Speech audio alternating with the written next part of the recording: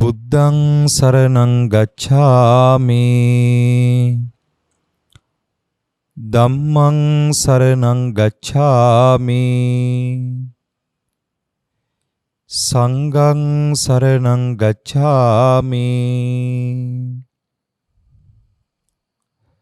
ဒုတိယံ පි බුද්ධං සරණං ගච්ඡාමි ဒုတိယံ පි ධම්මං සරණං ගච්ඡාමි ဒုတိယံ පි සංඝං සරණං ගච්ඡාමි တတိယံ පි බුද්ධං සරණං ගච්ඡාමි တတိယံ පි ධම්මං සරණං ගච්ඡාමි တတိယံ පි සංඝං සරණං ගච්ඡාමි පාණාති පාතා වේරමණී සික්ඛාපදං සමාදියාමි อดินนาดานาเวรมณีสิกขาปดังสมาธิยามิกาเมสุมิจฉาชาราเวรมณีสิกขาปดังสมาธิยามิมุสาวาทาเวรมณีสิกขาปดังสมาธิยามิสุราเมรยมัจจปมาดัตตานาเวรมณีสิกขาปดังสมาธิยามิසද්ධර්ම ශ්‍රවණාබිලාෂී පෙනෙන නොපෙනෙන ලෝකයන් සිට සහ සම්බන්ධ වන සෑම සියලු දෙනාම මේ අවස්ථාව හා සහ සම්බන්ධ වෙත්වා කියන අර්ථයෙන් අප දේවතා ආරාධනාව සිද්ධ කරන වෙලාවේදී ඔබත් සිතින් දෙවියන්ට ආරාධනා කරන්න ධර්ම ශ්‍රවණය කිරීම සඳහා समन्ता चक्रवालेषु अत्रा गच्छन्तु देवता सद्धम्मं मुनिराजस् सुनन्तु सग्ग मोक्खदं ධම්මස්සවන කාලෝ අයං බදන්තා ධම්මස්සවන කාලෝ අයං බදන්තා ධම්මස්සවන කාලෝ අයං බදන්තා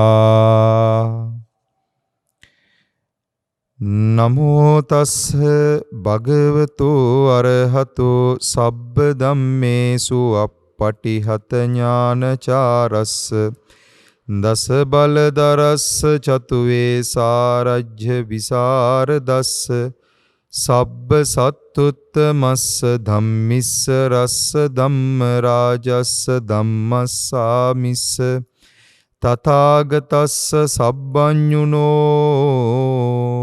සම්මා සම්බුද්දස්ස නමෝ තස්ස භගවතෝ අරහතෝ සබ්බ ධම්මේසු අප්පටිහත ඥානචාරස්ස දස බලදරස්ස චතුවේ සාරජ්‍ය විසරදස්ස සබ්බ සත්තුත්තමස්ස ධම්මිස්ස රස්ස ධම්ම රාජස්ස ධම්මස්සාමිස්ස තථාගතස්ස සබ්බඤුනෝ සම්මා සම්බුද්දස්ස නමෝ තස්ස භගවතෝ අරහතෝ සබ්බ ධම්මේසු අප්පටිහත ඥානචාරස්ස දස බලදරස්ස චතුවේ සාරජ්‍ය විසරදස්ස සබ්බ සත්තුත්තමස්ස ධම්මිස්ස රස්ස ධම්ම රාජස්ස ධම්මස්සාමිස්ස තථාගතස්ස සබ්බඤුනෝ සම්මා සම්බුද්දස්ස සාදු සාදු සාදු. හැමදිනාටම තෙරුවන් සරණයි. අද මේ වෙලාවේදී උතුම් ධර්ම දානමය පින්කමක් සිද්ධ කරන්නටයි බලාපොරොත්තු වෙන්නේ. අද පින්වත් හැමදෙනා සමගම අපි සාකච්ඡා කරන්න බලාපොරොත්තු වෙන්නේ තථාගතයන් වහන්සේගේ දේශනාවේ තියෙන ගැඹුර අවබෝධ කරගන්න වෙහෙස මහන්සි වෙන හැම කෙනෙක්ම දාන ආදී ගුණධර්මයන් දියුණු තියුණු කරමින් සීලාදී ගුණධර්මයන් මතු කර ගනිමින් ඒ භාවනාමය ගුණධර්මයන් මතු කර ගනිමින් දාන සීල භාවනා ගුණධර්ම මතු කරගෙන ඒ උතුම් පරමාර්ථ ධර්මයේ ගැඹුර වටහා ගැනීම පිණිස අපි වෙහෙසන ගමනේදී අපි අපේ ආධ්‍යාත්මික චිත්තසංතානය පිරිසුදු භාවයට පත් කරගන්නට මහන්සි වෙමින් ඒ උතුම් අවබෝධය ළඟා කරගන්නට පෙර නොඇසූ විරෝ ධර්ම අවබෝධය මතු කර ගැනීමට අපි උත්සාහවන්ත විය යුතුයි. ඉතින් ඒ අර්ථයෙන් අද දවසේදීත් අපි හිතුවා ධර්ම දේශනාවට මාතෘකා කරගන්නට බුදුරජාණන් වහන්සේගේ බොහෝම වටිනා කියන දේශනාවක් සංයුත්ත නිකායේ ධම්මකතික වග්ගයේ තමයි මේ කාරණාව විග්‍රහ කරන්නේ. කන්ද සංයුක්තයේ ධම්මකතික වග්ගයේ සූත්‍රයේ නම උපාදානීය සූත්‍රය. මේ සූත්‍රයේ තියෙන කාරණාව අපි කලින් දේශනාවකත් යම්කිසි මට්ටමකට විග්‍රහ කරලා තිනවා. නමුත් මම අද හිතුවා අලුතෙන්ම මේ දේශනාව මේ ධර්ම ශ්‍රවණය කරන හැම කෙනෙක් වෙනුවෙන්ම නැවත වතාවක් විග්‍රහ කළොත් හොඳයි කියලා. ඉතින් ඒ අර්ථයෙන් අපි අද සාකච්ඡා කරමු තථාගතයන් වහන්සේ පෙන්වන මේ කාරණාව විග්‍රහ කරගන්නට, විස්තර ਵਿਚාරය කරගන්නට, අවබෝධ කරගන්නට උත්සාහවන්ත වෙන කෙනෙක් ඇත්නම් ඒ හැම කෙනෙක්ටම උපකාරයක් වෙන අර්ථයට ඒ හැම කෙනෙක්ටම යහපතක්ම වෙලා මේ කාරණාවන් අවබෝධ කරගන්න පරිසරයක් සැකසේවා කියන අර්ථයෙන් අපි දේශනාව සිද්ධ කරන්න බලාපොරොත්තු වෙන්නේ. සූත්‍රයේ නම උපාදානීය සූත්‍රය. ඒ සූත්‍රය මෙන්න මෙහෙම විග්‍රහ කරනවා සවැත් නුවර නිදානයයි. මහණෙනි, උපාදානීය දහම්ද උපාදානද දේශනා කරන්නෙමි. එය අසව්. මහණෙනි, උපාදානීය දහම් හෝ කවරහුද? උපාදානය කවර හේදයත්? මහණෙනි, රූපේ උපාදානීය දහමකි. එහි යම් චන්දරාගයක් ඇද්ද එය උපාදානයි. වේදනාව, සංඥාව, සංකාරය, විඥාණය උපාදානීය දහමකි. එහි යම් චන්දරාගයක් ඇද්ද එය උපාදානයයි. මහණෙනි, මෙහි උපාදානීය දහම් හොයි කියනු ලැබෙත්. මේ උපාදානයි කියනු ලැබෙත්. දැන් මෙතන බොහොම පැහැදිලිව වචන දෙකක් විග්‍රහ කරනවා. උපාදානීය ධර්ම සහ උපාදාන කියලා වචන දෙකක්. එතකොට මේ අර්ථ අපි පටලව ගන්න නැතුව විග්‍රහ කරගත්තේ නැති තාක්කල් මේ අර්ථ විග්‍රහ කරගන්නේ නැතු හරියට විග්‍රහ කරගත්තේ නැති වුණොත් එහෙම අපි බොහෝ වෙලාවට අපිට ඕනේ අර්ථකථන වල නතර වෙනවා. ඒක එසේ නොවෙන්න තථාගතයන් වහන්සේ කියපු මේ පරියාය වටහා ගන්නට අපි උත්සාහවන්ත විය යුතුයි. පිටුතුනි, උපාදානීය ධර්මයේ කියලා කියන්නේ උපාදානයට හිත කරයි කියන අර්ථය. ඒක තමයි ඒකට දෙන්න පුළුවන් ලස්සනම අර්ථකථනය. උපාදානයට හිත කරයි. එතකොට මේ රූපය, වේදනාව, සංඥාව, සංකාරය, විඥාන කියන ක්‍රියාවලිය, නැත්තම් මේ පැවැත්ම, නැත්තම් සංසාරය, නැත්තම් මේ ස්කන්ධ සහිත ලෝකය, මේ වැඩපිළිවෙලම උපාදානයට හිත කරයි. එතකොට ලෝකය කියලා කියන්නේ මේ පෙනෙන, ඇහෙන, දැනෙන, විඳින මේ අපේ වැඩපිළිවෙල. මේ සමස්ත වැඩපිළිවෙලම උපාදානයන්ට හිත කරයි කියන අර්ථයයි මේ පෙන්වන්නේ. උපාදානීය ධර්ම.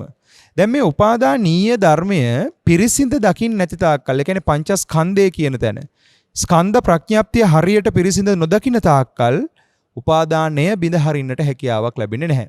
අපි බොහෝ දෙනෙක් අද උත්සාහ කරනවා තණ්හාව නැති කරන්න, තණ්හාව දුරු කරන්න, තණ්හාවෙන් නිදහස් වෙන්න. හැබැයි තණ්හාවෙන් නිදහස් වෙන තියෙන පරයය අපි හරියට අල්ලගෙන නැත්තම්, තණ්හාවෙන් නිදහස් වෙන නුවණ මතු කරගන්නට අපි උත්සාහවන්ත වෙලා නැත්තම්, අපි මේ ධර්ම කාරණා සමහරලාට මතු පිටින් අර්ථකථනය කරගෙන බොහෝම අසරණ භාවයට පත් වෙන්නට පුළුවන්. ඉතින් එසේ අසරණ නොවෙන්නට නම් අපි බොහොම පැහැදිලිවම සාකච්ඡා කළ යුතුමයි.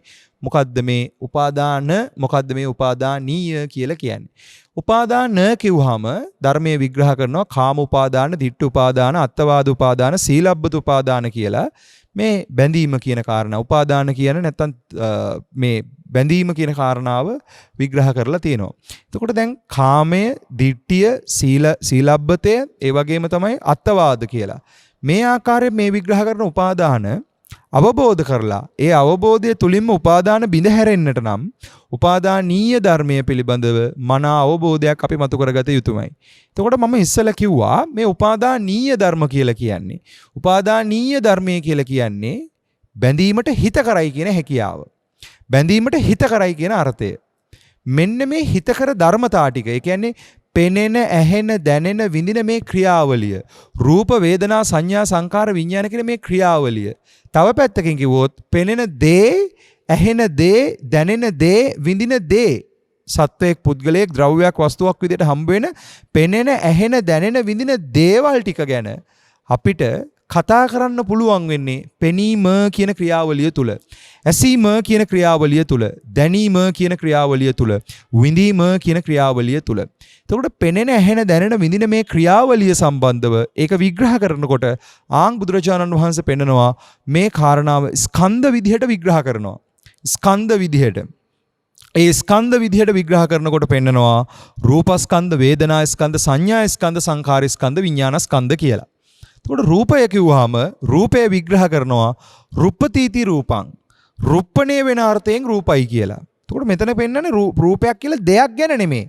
මේ රුප්පණේ වෙන ස්වභාවය විග්‍රහ කරන්නේ. රුප්පතිති රූපං. රුප්පණේ වෙන ස්වභාවය, අර පොප් අප් වෙන ස්වභාවය, රුප්පණේ වෙන ස්වභාවය. වේදනාව කියන්නේ දැනෙන ස්වභාවයක්. සැපක් විදිහට, දුකක් විදිහට, උපේක්ෂාව විදිහටද. කායික වෙන්න පුළුවන්, මානසික වෙන්න පුළුවන්. මේ කායික මානසික දෙකම අපිට දැනෙන්නේ සැප දුක් උපේක්ෂා කියන වේදනාව විදිහට. ඊට පස්සේ සංඥා කියලා කියන්නේ හඳුනා ගැනීමේ හැකියාව, හඳුනා ගැනීම කියන ස්වභාවය. ඒක පාට විදිහට වෙන්න පුළුවන්, වර්ණ විදිහට, නැත්නම් රසක් විදිහට වෙන්න පුළුවන්. මේ ආකාරයෙන් විවිධාකාර සංඥා විදිහට ගන්න, හඳුනා ගන්න ස්වභාවය. ඊට පස්සේ විග්‍රහ කරනවා සංස්කරණය වීම, සකස් වීම කියන කාරණාව, සංකාරය කියන කාරණාව, සකස් වීම කියන කාරණාව. ඊළඟට විග්‍රහ කරනවා විඥාණය නැත්නම් දැන ගැනීම කියන කාරණාව. විජානාතිතිකෝ විඥානම්, යමක් දැන හඳුනා ගැනීම කියන කාරණාව. එතකොට මෙන්න මේ අරමුණ දැන හඳුනා ගැනීමේ ක්‍රියාවලිය, සම්පූර්ණ අරමුණම දැන හඳුනා ගන්න වැඩපිළිවෙල. ඒ කියන්නේ අරමුණ වෙනම ඇවිල්ලා පස්සේ දැන හඳුනා ගන්නවා. දැන හඳුනා ගැනීම මුලින් වෙලා පස්සේ අරමුණ එනවත් නෙමෙයි. අරමුණ යම් තැනකද රූපය, වේදනාව, රූප වේදනා සංඥා සංකාර විඥාන කියන ක්‍රියාවලිය තුල අරමුණ ඇහැට අරමුණක් වේවා, කනට අරමුණක් වේවා, නහයට වේවා, දිවට වේවා, කයට වේවා, ස්පර්ශ මේ මනට වේවා, මේ කියන සමස්ත රූප ශබ්ද ගන්ධ රස ස්පර්ශ ධර්ම අරමුණු සමස්තය එක ෂණයකමයි ගොඩ නැගෙන්නේ. මේ එක ෂණයක විග්‍රහ වෙන කාරණාවක්. එතකොට මේ සමස්තයේ ගොඩ නැගීම කියන එක තව පැත්තකින් විග්‍රහ කරගන්නවා රූපය විදිහට රුප්පතිති රූපං. ඒ රුප්පණය වෙන ස්වභාවයේ වීමක් දැන වෙනවා. රුප්පණය වෙන ස්වභාවයේ වීම දැන වෙන ආකාර තමයි එක්ක සැපක් විදිහට, නැත්නම් දුකක් විදිහට, නැත්නම් උපේක්ෂාවක් විදිහට. උපේක්ෂාව කියන වේදනාව පදනම් කරගෙන සැප හෝ දුක කියන දෙපැත්තක් ගැන අපිට කතා කරන්න පුළුවන්. එතකොට සැප දුක් උපේක්ෂා කියන තුන. ඊට පස්සේ මේ ක්‍රියාවලියම සමස්තය හඳුනා ගැනීම කියන එක, සම්පූර්ණ ලක්ෂණ ටික හඳුනා ගැනීම කියන කාරණාව, යමක් හඳුනා ගැනීම කියන කාරණාවේ යෙදෙන මුල. ඊට පස්සේ මේ සමස්තයේ රූපය, වේදනාව, සංඥාව සංස්කරණය වෙලා විඥානයේ විසින් පූර්ණ වශයෙන් දැන හඳුනා ගැනීමක් සිද්ධ කරනවා, දැන ගැනීමක් කරනවා. විජානාතිතිකෝ විඥාන. එතකොට මේ අර්ථකතන නැත්තම් මේ රූප වේදනා සංඥා සංකාර විඥාන කියන ක්‍රියාවලිය ගැන අපි මනසේ විග්‍රහ කරගන්න මහන්සි වෙනවා නම් ඒ විග්‍රහය තුල බොහෝම පැහැදිලිව පින්වතුනි බුදුහාමුදුරුවෝ මෙතන පෙන්වන්නේ රූපය කියලා කියන්නේ උපාදාන කියන අර්ථයෙන් නෙමෙයි. රූපය පෙන්වන්නේ උපාදානීය ධර්මයක්. දැන් මේ රූපය කෙරෙහි චන්දරාගයම එහි උපාදානයි කියලා කියනවා. රූපය, වේදනාව, සංඥාව, සංකාර, විඥාන කෙරෙහි චන්දරාගයම එහි උපාදානයයි කියලා කියනවා. එතකොට කෙනෙක් රූප වේදනා සංඥා සංකාර විඥානය පිළිබඳ මනා අවබෝධයක් නොමැතිව, ඒ කාරණාව විග්‍රහ කරගන්නේ නැතුව, ඒ පිළිබඳ පුළුල් අර්ථකථනයක් ඔස්සේ මනසේ අවබෝධ නොකර රූපයට චන්දරාගයෙන් බැඳෙනවා කියලා ගත්තොත්, එයා ගන්නෙම රූපය කියලා පැනවුණු ස්වභාවය තුල ඒ රූපයට මම බැඳෙනවා කියන අර්ථයෙන් තමයි එයා ගන්නේ රූපයට තණ්හාවෙන් බැඳෙනවා කියලා. කියන්නේ රූපයට මම තණ්හාවෙන් බැඳෙනවා කියලා. එහෙම ගත්ත ගමන් මේ පරියාය වර්ධිනවා. ඒක නිසා මම මේ ඡන්ද රාගය කියන වචනයට අර්ථයක් මතු කරගන්නවා මේ වෙලාවේ. ඡන්දය කියලා කියන්නේ, ඡන්දය කියන වචනේ අර්ථයේ තියෙන කැමැත්ත කියන අර්ථය. කැමැත්ත කියන එක මූල තණ්හාව කියන එක, පැවැත්මට මූල තණ්හාව සත්‍යයට යෙදිලාම තියෙන්නේ අවිද්‍යාව හෙවත් නොදන්නාකම කියන කාරණාවත් එක්ක. එතකොට සත්වයා නොදන්නාකම කියන වැඩපිළිවෙලින් වැහිලා ඉන්නේ. අපි ඒකට වචනයක් කිව්වොත් අන්ධයි. සත්‍යයාගේ චිත්තසංතානය අන්ධයි. සත්‍යයාගේ ඇස කන නාසය දිව ශරීරය මන කියන මේ ක්‍රියාවලියේ ඇත්ත කතාව නොදන්නා නිසාම සත්‍යයා සත්ව පුද්ගල වැඩපිළිවෙල තුලම අන්ධ භාවයට පත් වෙලා ඉන්නේ. සිත අන්ධයි, චිත්තය අන්ධයි. චිත්තය අන්ධ වෙලා ඉන්න. නැත්තම් ඇත්ත ඇතිසැටියෙන් නොදන්නා මේ සත්‍යෝ සැරිසැරීම හෙවත් පැවැත්ම අග්‍ර කරගෙන ඉන්නේ. සංසාරයේම අග්‍ර කරගෙන ඉන්නේ. මූල පැවැත්මම අග්‍ර කරගනිමින් ඉන්නේ. සිත අන්ධ කරගෙන හෙවත් චිත්තය අන්ධ වෙලා ඡන්දයෙන් අන්ධ චිත්තය අන්ධයි අන්ධ භාවයට පත් වෙලා පැවැත්ම අග්‍ර කරගෙන ඉන්නේ. නිවන නෙමෙයි අග්‍ර වෙලා තියෙන සත්වයන්ට, පැවැත්මයි අග්‍ර වෙලා තියෙන්නේ. සංසාරයෙන් එතර වීම කියන නෙමෙයි අග්‍ර වෙලා තියෙන්නේ, පැවැත්ම අග්‍ර වෙලා තියෙන්නේ. ආන්ගේ පැවැත්ම අග්‍ර කරගෙන ඉන්න සත්වයන් චිත්තය අන්ධ වෙලා පැවැත්ම අග්‍ර කරගෙන ඉන්න වැඩපිළිවෙලට අපිට තව වචනයක් ගන්න පුළුවන් චන්දරාගය කියලා.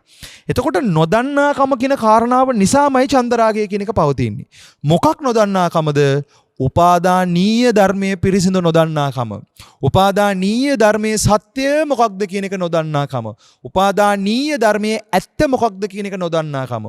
උපාදානීය ධර්මයේ මනසේ අවබෝධ නොකරපු එක නිසාම තමයි අවබෝධ නොකර ඉන්න නිසාම තමයි පැවැත්ම තුල මේ ප්‍රශ්නෙට හිර වෙලා ඉන්නේ.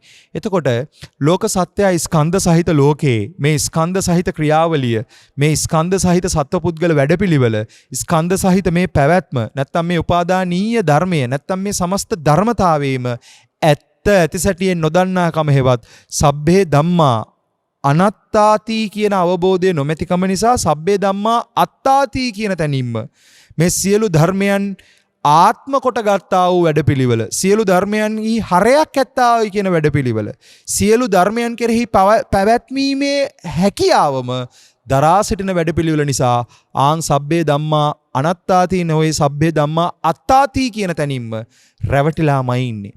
මෙන්න මේ රැවටීම තෝරගන්න නම් බොහෝම පැහැදිලිව අපි රූපය පිළිබඳව විනිවිද දැකිය යුතුයි. වේදනාව මනසේ විනිවිද දැකිය යුතුයි. සංඥාව විනිවිදව දැකිය යුතුයි. සංස්කාරය විනිවිද දැකිය යුතුයි. විඥානය විනිවිද දැකිය යුතුයි. එතකොට මේ විදර්ශනා ප්‍රඥාව හේවත් පච්චුප්පන්නේ චයෝ ධම්මං තත්ත තත්ත විපස්සති කියන මේ ප්‍රත්‍යයන්ගෙන් සැකසෙන මේ සමස්ත ලෝක ක්‍රියාවලිය කියන එක, මේ සමස්ත ලෝක වැඩපිළිවෙල කියන එක මනසේ පිරිසිඳ නොදකින තාක්කල් චන්දරාගය ප්‍රහීන කිරීමක් ගැන කතා කරන්න බෑ. එතකොට බුදුහාමුදුරුවෝ බොහොම පැහැදිලිව මේ කාරණාව අවබෝධ කරගන්න එනකොට අපිට ප්‍රතිපදාව පෙන්වන්නේ චන්දරාගය දුරු කර ගැනීම පිණිස ඡන්ද ඉර්ධිපාදයේ වඩන්න කියලා. මොකද ඡන්දයෙන් ඡන්දය ප්‍රහීන කරන ක්‍රමයක් මේ ශාසනය උගන්වන්නේ. දැන් මේ ශාසනයේ තියෙන ක්‍රමවේදය තමයි රාගදේශ මොහ කියන ස්කන්ධ සහිත කෙලෙස් සහිත ලෝකයේ ඇත්ත නොදන්නාකම් වැඩපිළිවෙල තමයි රාගදේශ මොහ වැඩපිළිවෙල. අවිද්‍යා තෘෂ්ණා වැඩපිළිවෙල. මෙන්න මේ අවිද්‍යා තෘෂ්ණාව බිඳ හරින්නට කැමැත්තක් අපිට තියෙන්න ඕනේ. එතකොට අවිද්‍යාව තෘෂ්ණාව බිඳ හරින්න නැත්නම් රාගදේශ මොහ ප්‍රහීන කරන්නට නම් බොහෝම පැහැදිලිව ඊට ප්‍රතිවිරුද්ධ වැඩපිළිවෙලක් තියෙනවා. මොකද්ද ප්‍රතිවිරුද්ධ වැඩපිළිවෙල? රාගයට ප්‍රතිවිරුද්ධ වැඩපිළිවෙල තමයි අසුබය දියුණු කරන එක. ද්වේෂයට ප්‍රතිවිරුද්ධ වැඩපිළිවෙල තමයි මෛත්‍රිය දියුණු කරන එක.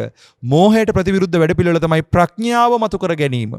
ප්‍රඥාව කියන කාරණාව හරියටම මතුවෙන්නේ කල්යාණ මිත්‍ර සම්පත්තිය, සද්ධම්ම ශ්‍රවණයේ, යෝනිසෝ මනසිකාර්ය, ධම්මනුධම්ම ප්‍රතිපදාව කියන සතර සෝතාපට්ටි අංග ධර්මයන් මුල් කරගෙන පටිසම්භිදා මග්ග ප්‍රකරණයේ තෘතීය සූත්‍රයේ සඳහන් වෙලා තියෙන පරිදි බොහෝම පැහැදිලිව ප්‍රඥාව කියන කාරණාව මතු කරගන්න නම් කල්යාණ මිත්‍ර සම්පත්තිය ඇසුරු විය යුතුමයි. ඒ කියන්නේ තථාගතයන් වහන්සේගේ ශාසනය මනසේ අවබෝධ කරගත්ත පිරිසක් සමග ඒ කාරණාව සාකච්ඡා කරගත යුතුමයි. එතකොට එහිදී කල්යාණ මිත්‍රයා කියන තැන මුලින්ම ඉන්නේ බුදුරජාණන් වහන්සේ. බුදුරජාණන් වහන්සේ කෙරෙහි ගෞරවයෙන් උන්වහන්සේ මේ කිව්වේ මොකක්ද කියන එක විමසන තරමටම තමයි ඒ කාරණාව ශාස්ත්‍රීය ශාසනය මුල් කරගෙන සද්ධර්මයේම ශ්‍රවණය කරගන්න, සද්ධර්මයේම මතු කරගන්න මහන්සි වුණොත් තමයි පින්වතුනි අපිට බොහොම පැහැදිලිව මේ ප්‍රතිපදාව තේරුම් අරගෙන සසරින් එතර වෙන වැඩපිළිවෙල හරියටම සිද්ධ කරගන්න පුළුවන් වෙන්නේ. නැත්තම් වෙන දේ තමයි අපි සද්ධර්ම ප්‍රතිරූපක කියන තැනට අහු වෙලා බොහෝ වෙලාවට මේ ප්‍රතිපදාවන් පටලවා ගන්නවා. පටලෝගෙන ඉවර වෙලා ශාසනය අතහැරගෙන විශාල විනාශයක් කරගන්න තියෙන කඩ වැඩි. ඒක නිසා ඒක නොවෙන්න නම් පින්වතුනි අනිවාර්යයෙන්ම අපි බොහෝම පැහැදිලිව මේ කරුණු කාරණාවන් මනසේ විවරණය කරගත යුතුමයි. එතකොට අවිද්‍යාව තෘෂ්ණාව බිඳ හැරීමට අපි කැමැත්තක් තියෙන්න ඕනේ. අවිද්‍යාවෙන් නිදහස් වෙන්න, තෘෂ්ණාවෙන් නිදහස් වෙන්න ඒ අවිද්‍යා තෘෂ්ණා කියන එක අපි දන්න මට්ටමට එහා ගියපු තැනකින්. ඒ කියන්නේ අපි හැමෝටම තේරෙන ප්‍රවිග්‍රහයක් තියෙනවනේ. ලෝකේ අවිද්‍යාව කොහොම අපි දන්න අවිද්‍යාවක් තියෙනවා. ලෝකේ තණ්හාව කොහොම අපි දන්න තණ්හාවක් තියෙනවා. ඒ අපි දන්න අවිද්‍යාව අපි දන්න තණ්හාවට එහා ගිහලා බුදුහාමුදුරුවෝ මොකද්ද කිව්වේ කියන එක හොයනවා නම්, ඒක අවබෝධ කරගන්න යනවා නම් බුද්ධ වචනය කෙරෙහි සද්ධාවෙන් ගෞරවයෙන් ඒක අපි සෙවිය යුතුයි. ආන්න එහෙම සොයන්න තියෙන කැමැත්ත තමයි ඡන්ද ඉර්ධිපාදය. ඡන්ද ඉර්ධිපාදය මුල් කරගෙන ඡන්ද ඉර්ධිපාද, වීර ඉර්ධිපාද, චිත්ත ඉර්ධිපාද, විමර්ශා ඉර්ධිපාද කියන සතර ඉර්ධිපාද ධර්මයන් හෙවත් බෝධියට පක්ෂ වෙච්ච බෝධිපාක්ෂික ධර්ම මුල් කරගෙන යමෙක් මේ කාරණාව විමර්ශනය කරනවා නම් පරේෂණය කරනවා නම් සොයනවා නම් එහෙම ඇත්තන්ට මේ කතා කරන විග්‍රහය මේ කරන විග්‍රහයෙන් ඊටාම ඵල ප්‍රයෝජනයක් නෙලා ගන්නට පුළුවන් වෙනවා. ඇයි මම එහෙම කියන්නේ? උපාදානීය ධර්මයේ කිව්වත් සංයෝජනීය ධර්මයේ කිව්වත් කාම ගුණය කියලා කිව්වත් ඔය හැම පැත්තකින්ම පෙන්වන්නේ සත්වයා ගාව තියෙන ස්කන්ධ ක්‍රියාවලිය. නැත්තම් ස්කන්ධ ක්‍රියාවලිය තුලින්ම තමයි සත්පුද්ගල වැඩපිළිවෙල කියන එක අපිට හම්බ වෙන්නේ. ඒතකොට සත්පුද්ගල වැඩපිළිවෙල නැති කරන්න ගියොත්, ඒ කියන්නේ සත්වයක් පුද්ගලයෙක් නැත කියන කාරණාවට අපි ගියොත් එහෙම අපි දන්නේම නැතුව හැවෙන්නේ උච්ඡේද දෘෂ්ටියට.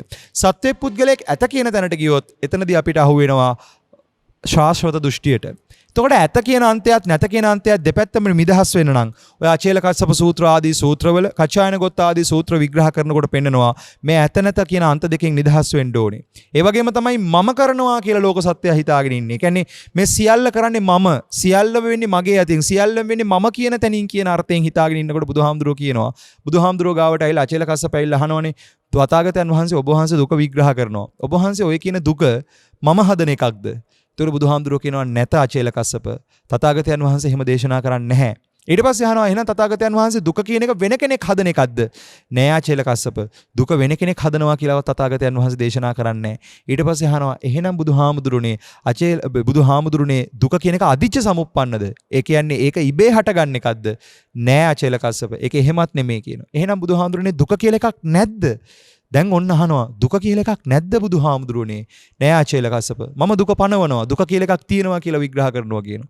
එහෙනම් බුදුහාමුදුරුවනේ මට දුක කියනසේක්වා. මට දුක විග්‍රහ කරලා දෙනසේක්වා. ඒතර බුදු පියාණන් වහන්සේ පෙන්නනවා යමෙක් මේ පැවැත්ම පිළිබඳව ඇත්ත ඇතිසැටියෙන් නොදන්නාකම නිසාම නැත්නම් දුක පිළිබඳ නොදන්නාකම නිසාම තමයි ඒ නොදන්නාකම මුල් කරගෙනම තමයි දුක හටගන්නේ. ඒ කියන්නේ හොඳට තෝරගන්න දුක පිළිබඳ නොදන්නාකමම තමයි දුක. දුක පිළිබඳ නොදන්නාකමමයි දුක. එතකොට දුක අවබෝධ කළොත් නොදන්නාකමත් දුක පිරිසිඳ දැක්කොත් එතනම නොදන්නාකම විසඳෙනවා. නොදන්නාකම කියන කන හරියට හම්බුනොත් එතන දුක කියන කතාව විග්‍රහ වෙනවා. එතකොට ඊළඟට අපි යම් පිංගුතුනි සත්‍ය යමකේ විග්‍රහ කරනවා. මේ කාරණාව තවත් විග්‍රහ සහිතව සත්‍ය යමකේ පෙන්නනවා. කායික දුක්ඛය තබා මානසික දුක්ඛය තබා සෙස්ස ආර්ය දුක්ඛයයි කියන කාරණාව. යමක ප්‍රකරණයේ සත්‍ය යමකේ. එතකොට මේ ආර්ය දුක්ඛය කියන එක ලෝකේ අපිට තේරෙන කායික දුක්ඛය.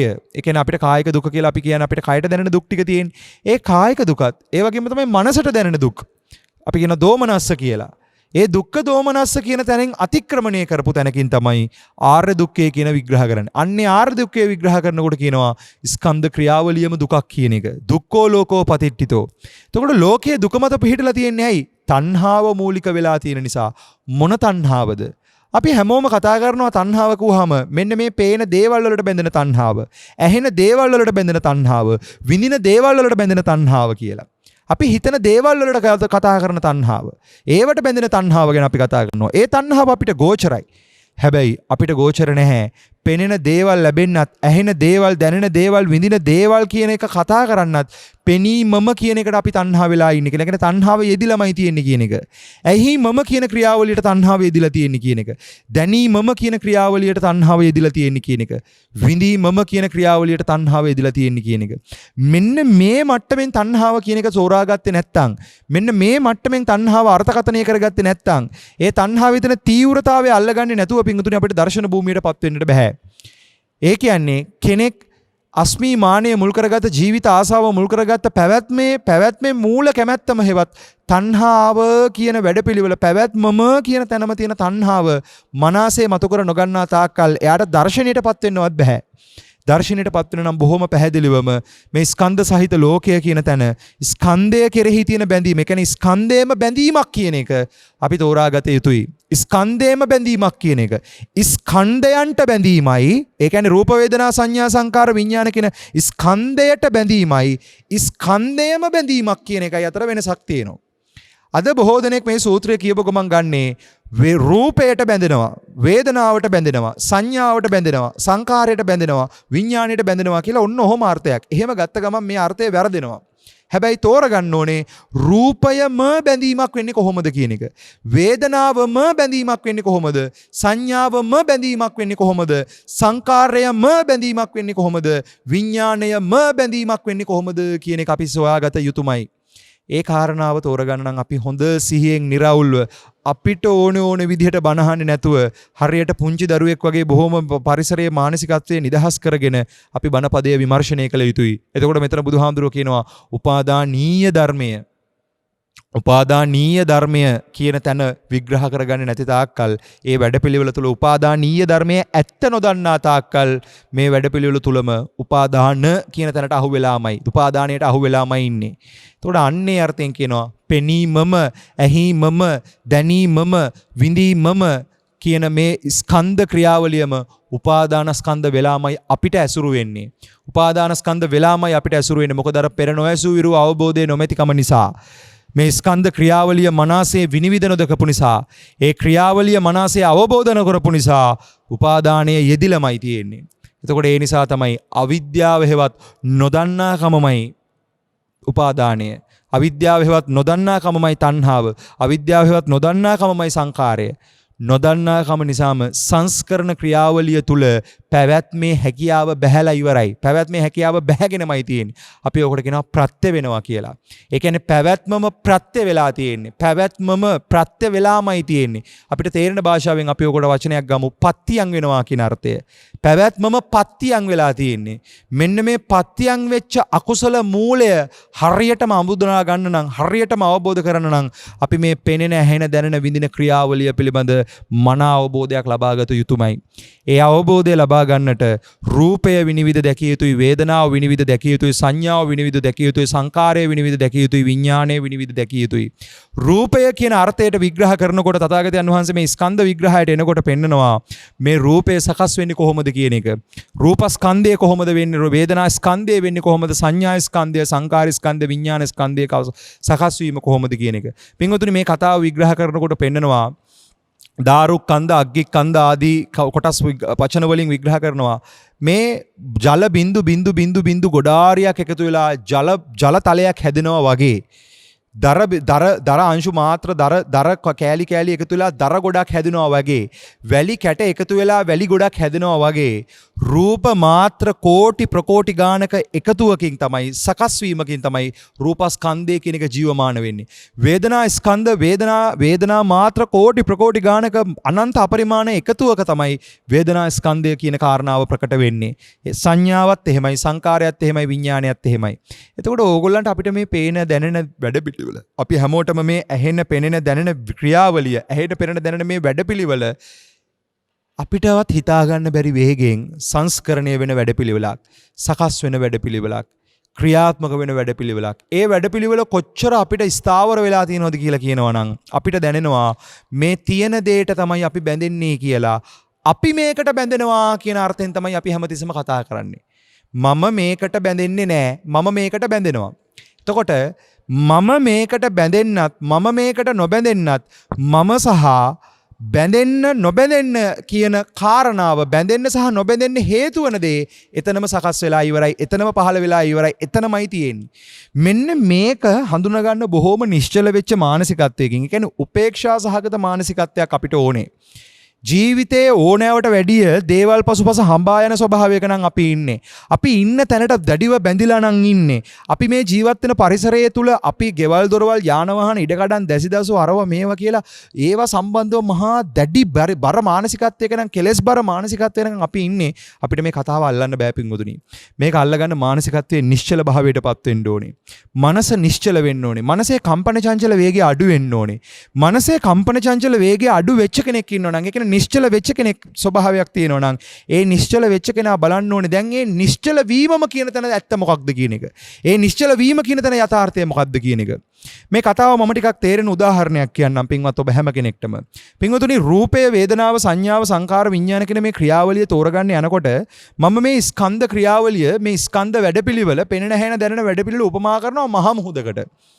දැන් මේ මහ මුහුද, හිතන්න මේ මහ මුහුද කියන එක, මේ මහ මුහුද කියන ලෝකේ, නැත්තම් මේ මහ මුහුද කියන වැඩපිළිවෙල තුල මහා දියසුලි හට ගන්නවා. ඒ වගේම මහා දල රළ පෙළවල් හට ගන්නවා.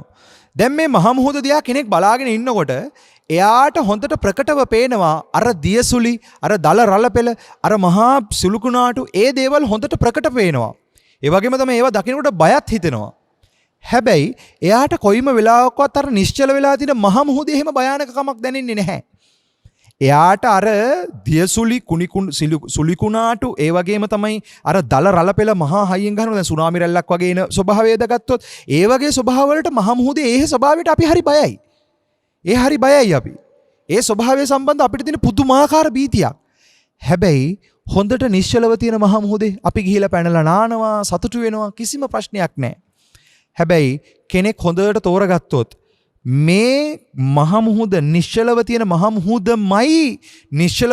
මුහුදමයි සුලි කුණාටුව බවට පත් වෙන්නේ. නිශ්චලව තියෙන මහ මුහුදමයි දල රළ පෙළ බවට පත් වෙන්නේ. නිශ්චලව තියෙන මහා මුහුදමයි සුනාමි බවට පත් වෙන්නේ කියලා එයාට තේරුණොත් ඇත්තටම ප්‍රශ්නේ තියෙන්නේ සුලි කුණාටුවේත් සුනාමි රැල්ලේවත් දල රළ පෙළේවත් දියසුලිවත් නෙමේ. ඇත්තටම ප්‍රශ්නේ තියෙන්නේ මේ මහ මුහුදේ කියලා. එයා එතනින් එහාට මහ මුහුද ගැන තේරුම් ගන්නවා මිසක් එයා සුලි කුණාටු ගැන හොයන්න යන්නේ නැහැ.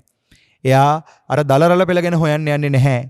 එයා ඒ දේවල් ගැන හොයන්න යන්නේ නැහැ. මොකද එයා දැනගත්ත ප්‍රශ්නේ මුල තියෙන්නේ මෙතන කියන එක. හැබැයි හොඳට බලන්න සාමාන්‍ය චින්තන රටාවකට මේ ප්‍රශ්නේ මෙහෙම අහුවෙන්නේ නැහැ. සාමාන්‍ය ලෝකයේ හිතාගෙන ඉන්න ලෝකයා දන්න ප්‍රඥාවන්තකම කියන ලෝකයා හිතන් ඉන්න උගත්කම කියන තැනට මේ අර්ථය අහුවෙන්නේ නැහැ පින්වතුනි. මේ අර්ථය අල්ලගන්න නම් අපි අපේ පැත්තෙන් ආධ්‍යාත්මික වශයෙන් ඒ කියන්නේ අපේ පැත්තෙන් අපි ಗುಣධර්ම තුලින් දියුණු කරගන්න මේ ශාසනය හරියටම මේ ප්‍රතිපදාව මේ පරියාය හරියටම කිව්වේ බුදුහාමුදුරුවෝ කියන අර්ථය තුල පිහිටලා බුදුහාමුදුරන්ගේ බුද්ධ වචනය විමර්ශනය කරන්න ඕනේ. ආන්ගේ වචනය විමර්ශනය කරනකොට බොහොම පැහැදිලිව උපාදාන කියන්නේ හරියට සුලි කුණාටුව වගේ නම් උපමාව ගලප ගන්න. උපාදානීය ධර්ම කියන්නේ හරියට මහ මුහුද වගේ. දැන් මේ මහ මුහුද කියන අර්ථය හරියට විවරණය කරගන්නේ නැතුව මහ මුහුද කියන අර්ථය හරියට විවර කරගන්නේ නැතුව උපාදාන ගැන අපිට කතා කරන්න බෑ. උපාදාන දුරු කිරීමක් ගැන අපිට කතා කරන්න බෑ. උපාදානය දුරු කරන්න යන්නත් එපා. උපාදාන අපිට කවදාකවත් දුරු කරන්න බෑ. උපාදාන දුරු වෙන්න අපි අපේ පැත්තෙන් අවබෝධය මතු කරගත යුතුයි. ඒ අවබෝධය මතු කරගන්න තමයි ඡන්ද රාගය දුරු කිරීම පිණිස ඡන්ද 이르දිපාදය ප්‍රගුණ කරන්න කිව්වේ.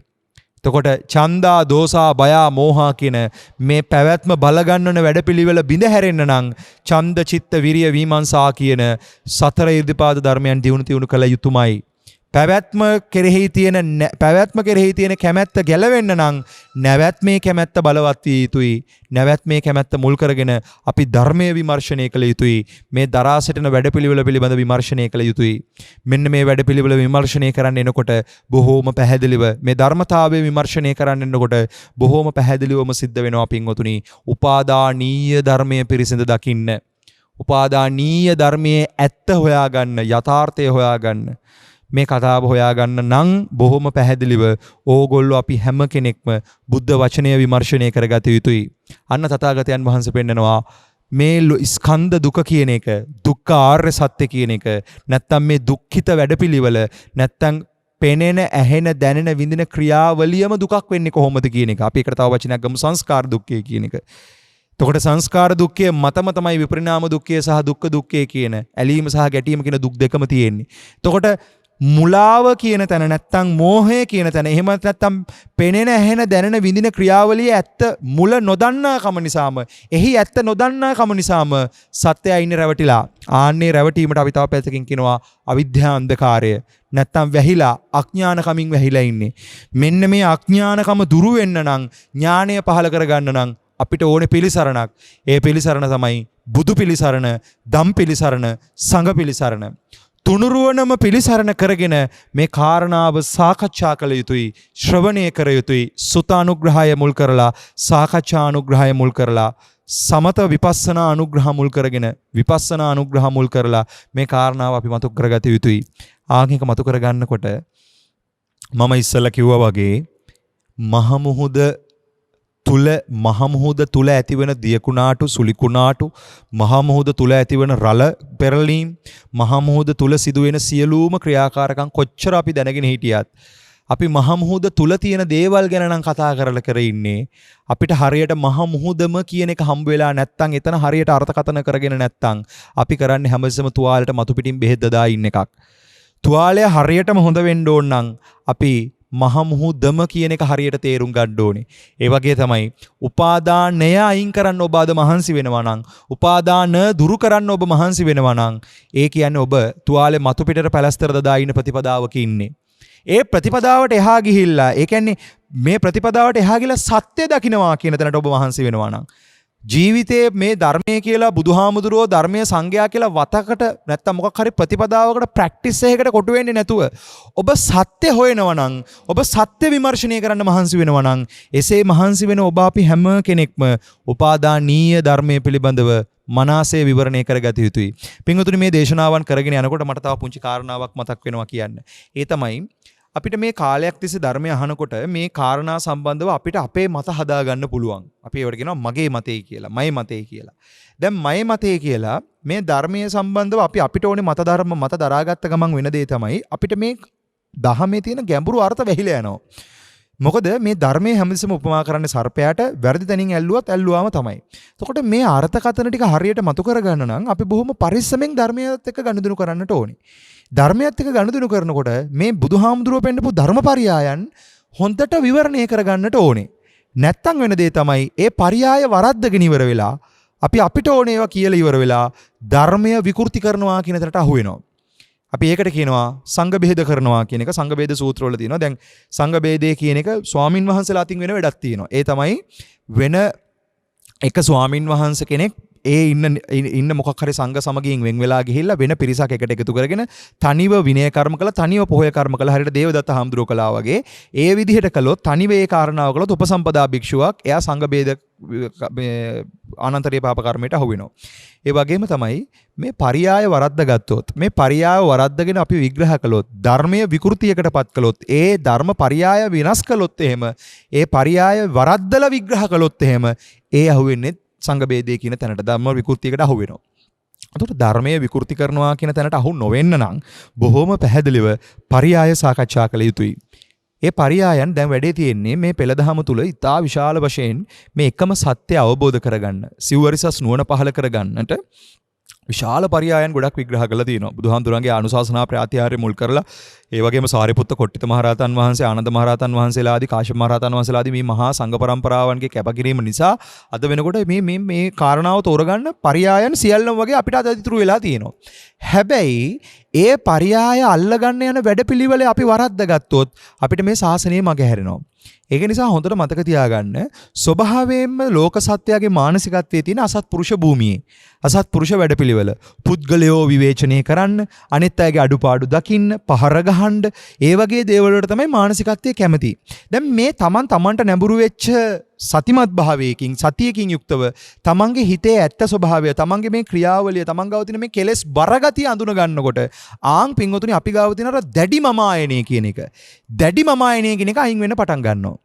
දැඩි මම ආයනය අයින් වෙනකොට ආන් මමත්වයේ සියුම් මට්ටම අඳුන ගන්න පුළුවන් හැකියාවක් ලැබෙනවා. මෙන්න මේ මමත්වයේ සියුම් මට්ටම හඳුනා ගන්න නම් අපි බොහොම නිහතමානීව සද්ධර්මයේ ගවේෂණය කරන්නට ඕනේ, පරිශ්‍රණය කරන්නට ඕනේ, විමර්ශනය කරන්නට ඕනේ. එතකොට ඒ විමර්ශනය තුළ, සද්ධර්ම විමර්ශනය තුළ බොහොම පැහැදිලිව මමත්වයේ නැති වෙන්නේ, ඒ කියන්නේ මමත්වයෙන්ම නිදහස් වෙන්නේ සත්‍ය ඥානයත් එක්ක. සත්‍ය ඥානය කියන තැනටපත් වෙන්නට මමත්වයේ අඩු වෙන්න ඕනේ මුලින්ම. අන්නේ අඩු කරගන්න ප්‍රතිපදාවට අපි කියනවා පූර්ව භාග ප්‍රතිපදාව කියලා. මමත්වය අඩු කරගත්තට පස්සේ අපිට මේ මමත්වයේ තියෙන සියුම්ම ලෙවල් එක, නැත්තම් සියුම්ම ලේයර් එක, හේවත් ස්කන්ධ ක්‍රියාවලිය, නැත්තම් මේ උපාදානීය ධර්මයට කොටු වෙලා ඉන්න වැඩපිළිවෙල අපිට වටහා ගන්නට හැකියාවක් ලැබෙනවා.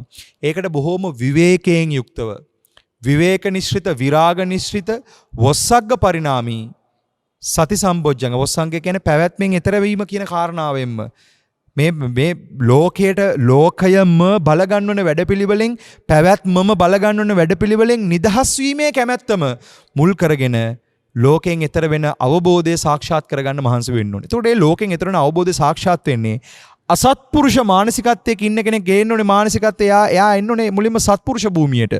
අපි ඒකට කියනවා කල්යාණ පුතජන මට්ටම කියලා.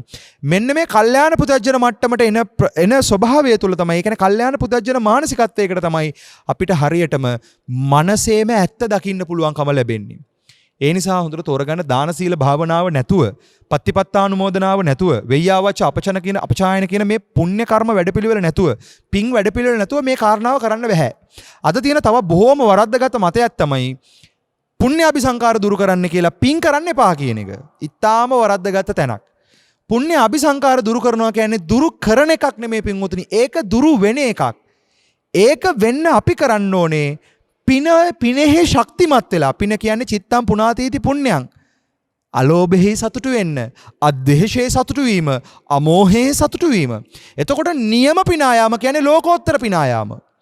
ලෝකෝත්තර පිනායාම සාක්ෂාත් වෙන්න නම් ලෞකික පිනායාම හෙවත් අලෝභ, අදෝස, අමෝහ ගුණ ලෞකික මට්ටම ඉතාම ඉහළින් වැඩෙන්න ඕනේ.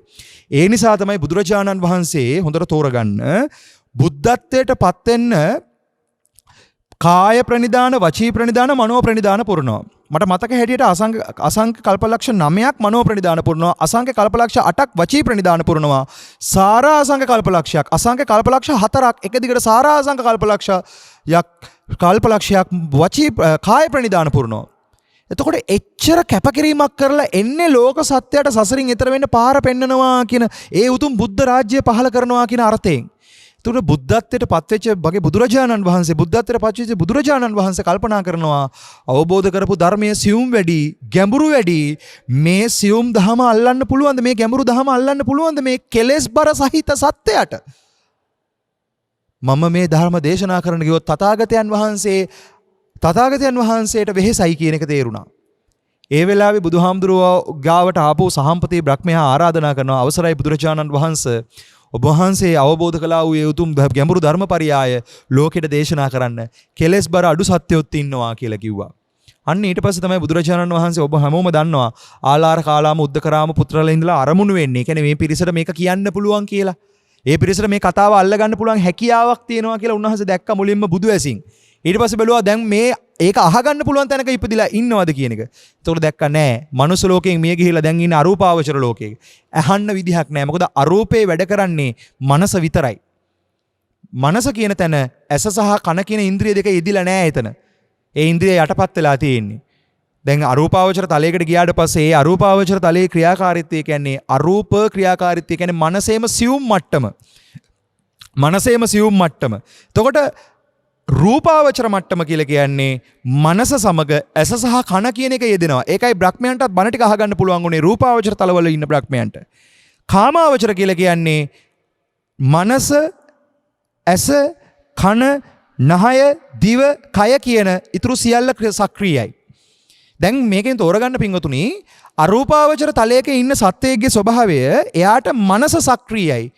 අරූප මට්ටමේ මනස සක්‍රියයි. හැබැයි ඇස සහ කන සහ සමාවෙන්න ඇස සහ කන සහ නාය සහ දිව සහ කය සහ ඒ කය කියන ඒ ඉන්ද්‍රිය පහ සක්‍රිය නැහැ. රූපාවචර තලයක ඉන්න කෙනෙක්ගේ ස්වභාවය තමයි එයාට මනසත් සක්‍රියයි, ඇසත් සක්‍රියයි, කනත් සක්‍රියයි. එතකොට ඇස කන සක්‍රිය නිසා ඒගොල්ලෝ සියුම් ශරීර මවාගෙන ඇවිල්ලා සියුම් ස්වභාවයෙන් ඇවිල්ලා මනුස්ස ලෝකේ ධර්මයේ දේශනා කරනකොට ඒ ධර්මය අහලා යනවා. බුදුරජාණන් වහන්සේගේ ධර්මය අහනවා. අද දේව ලෝකවලත් ධර්මයේ සාකච්ඡා කරනවා. ඒතකොට මේ ධර්මයේ ඒගොල්ලෝ ශ්‍රවණය කරනවා, සාකච්ඡා කරනවා, අහනවා. ඒ වගේම තමයි දේවල තලයට එනකොට, දේව ගැන කාමාවචර මට්ටමට එනකොට මනස, ඇස, කන, නාසය, දිව, ශරීරය කියන ඒ ඉන්ද්‍රිය සියල්ල සක්‍රියයි. එතකොට දැන් දේව කයකට වැඩිය අපේ කය ගණීභවණය වැඩි. මනුස්ස ලෝකේ අපිට හම්බෙලා දින මේ කය කියන ස්වභාවය ගණීභවන ස්වභාවයෙන් වැඩි. එතකොට දෙවියන්ගේ කය සියුම්, ඊට වැඩිය සියුම්, ඊට වැඩිය බ්‍රහ්ම කය සියුම්, ඊටත් වැඩිය අතිම සියුම් අරූපාවචර සත්වයන්ගේ කය. එතකොට දැන් මේ විදිහට මෙහෙම ගත්තාම මේ සිත කය කියන ක්‍රියාවලිය, නැත්තම් මේ නාම සහ රූප කියන මේ වැඩපිළිවෙල, නාම රූප මේ සමස්ත ක්‍රියාවලිය කියන එක සියලු ලෝක සියලු සත්ත්ව වාසීන්ට පොදුයි. එතකොට නාමයේ රූපේ කියන එක පවතින්නෙම, නාම රූප කියන ක්‍රියාවලිය බල ගැන්වෙන්නෙම සත්‍යයා ඇත්ත ඇති සැටියෙන් නොදන්නා කම නිසාමයි. එතකොට අරූපාවචර බ්‍රහ්මයෙක් වුණත්, රූපාවචර බ්‍රහ්මයෙක් වුණත්, කාමාවචර දෙයියෙක් වුණත්, කාමාවචර මිනිසෙක් වුණත්, ඔය මොකා වුණත් ඇත්ත ඇති සැටියෙන් නොදන්නා කල් එයා පැවැත්මට අහුවෙච්ච සත්වයෙක්. ඒ නිසා කිව්වා සත්ව පුද්ගල වැඩපිළිවෙල කියලා. එයා උපාදානස්කන්ධ ක්‍රියාවලියට අහු වෙලාම, ඒ කියන්නේ එයා කියන්නේම උපාදානස්කන්ධ ක්‍රියාවලිය. ඔන්න ඔය අර්ථයේ මනසේ තේරුම් ගත්ත නිසා තමයි අපේ පැරණි මුතුන් මිත්තෝ අපේ මේ කයට පංචස්කන්ධය කියලා කිව්වේ. පැරණි මුතුන් මිතු මේ කයට පංචස්කන්ධය කියලා කිව්වේ මේ සමස්ත ක්‍රියාවලිය තුල ඉන්නෙම රැවටිලා. දැන් එතකොට හොඳට බලන්න මේ ජීවිතයේ වැඩපිළිවෙල තුල මනුස්ස ජීවිතයේ ඔබේ වැඩපිළිවෙල තුල ඔබ වැඩිපුරම රැක ගන්න දඟලන වැඩපිළිවෙල ඔබේ කය. මේ කයයි. දැන් මේ කය රැක ගන්න දඟලන්නේ ඇයි? මෙවැනි කයක් මතුවටත් ලැබේවා කියන අර්ථය අපි උඩින් නොකියුවට ඇතුලෙන් ඒක දරාගෙනමයි ඉන්නේ. ඒක රැක ගැනීමේ කැමැත්තෙන් පෙළෙනවා අපි. එතකොට ඒ රැක ගැනීමේ කැමැත්ත කියලා කියන එක මිනිස්සෙක් වේවා, දෙවියෙක් වේවා, බ්‍රහ්මෙක් වේවා පැවැත්ම ආරක්ෂා කරගත යුතුයි කියන අර්ථය තුලයි ජීවත් වෙන්නේ. ඒක හරියට මෙන්න මේ වගේ. පෙනෙන දේවල් වලට නම් මම බැඳෙන්නේ නැහැ. හැබැයි පෙනීම නැති වුණොත් නම් බෑ. ඇහෙන දේවල් වලට නම් මම බැඳෙන්නේ නැහැ. හැබැයි ඇහිම නැති වුණොත් නම් බෑ. දැනෙන දේවල් වලට නම් මම බැඳෙන්නේ නැහැ. හැබැයි දැනීම නැති වුණොත් නම් බෑ. විඳින දේවල් වලට නම් මම බැඳෙන්නේ නැහැ. හැබැයි විඳීම නැති වුණොත් නම් බෑ. ඒකට හොඳට බලන්න. පෙනීමම තමයි දැන් මම මගේ වෙලා තියෙන්නේ. ඇහිමමයි මම මගේ වෙලා තියෙන්නේ. දැනීමමයි මම මගේ වෙලා තියෙන්නේ. විඳීමමයි මම මගේ වෙලා තියෙන්නේ. ඒකට දැන් මේ මම මගේලා ඉන්න ක්‍රියාවලිය මම සහ මගේ කොරන් ඉන්න මේ වැඩපිළිවෙල කියන්නේ ධර්මානුකූලව ගත්තොත් මම කියන්නේ අජ්ජත්තාන්තය. ඇස, කන, නාසය, දිව, ශරීරය, මන. මගේ කියන්නේ රූප, ශබ්ද, ගන්ධ, රස, ස්පර්ශ ධර්ම ටික. දැන් මෙන්න මේ සමස්ත ක්‍රියාවලිය ගොඩනැගෙන වැඩපිළිවෙල, මේ සමස්ත ක්‍රියාවලිය පහළ වෙන වැඩපිළිවෙල තමයි ලෝකය, පැවැත්ම, සංසාරය. සංසාරයේ ලෝකයේ පැවැත්ම කියලා තව පැත්තකින් අපිට කියන්න පුළුවන් මේක ධර්මතා. ලෝව දරා සිටින ධර්මතා ටික සියල්ල සබ්බ. දැන් මෙන්න මේ සියලු ධර්මතා ටික ක්‍රියාත්මක වෙන ක්‍රියාවලිය ස්කන්ධ සහිත ලෝකය, දේව, මනුස්ස, බ්‍රහ්ම සහිත මේ සමස්ත ක්‍රියාවලියම තේරුම් ගන්න නම් අපි රූපය පිරිසිදු දැකිය යුතුයි. වේදනාව, සංඥාව, සංකාරය, විඥානය පිරිසිදු දැකිය යුතුයි. මොකද රූපයට තනියෙන් ක්‍රියාත්මක වෙන්න බෑ. රුප්පණය කියන එක ක්‍රියාත්මක වෙන්නේ වේදනා, සංඥා, සංකාර, විඥාන කියන වැඩපිළිවෙලත් එක්කමයි.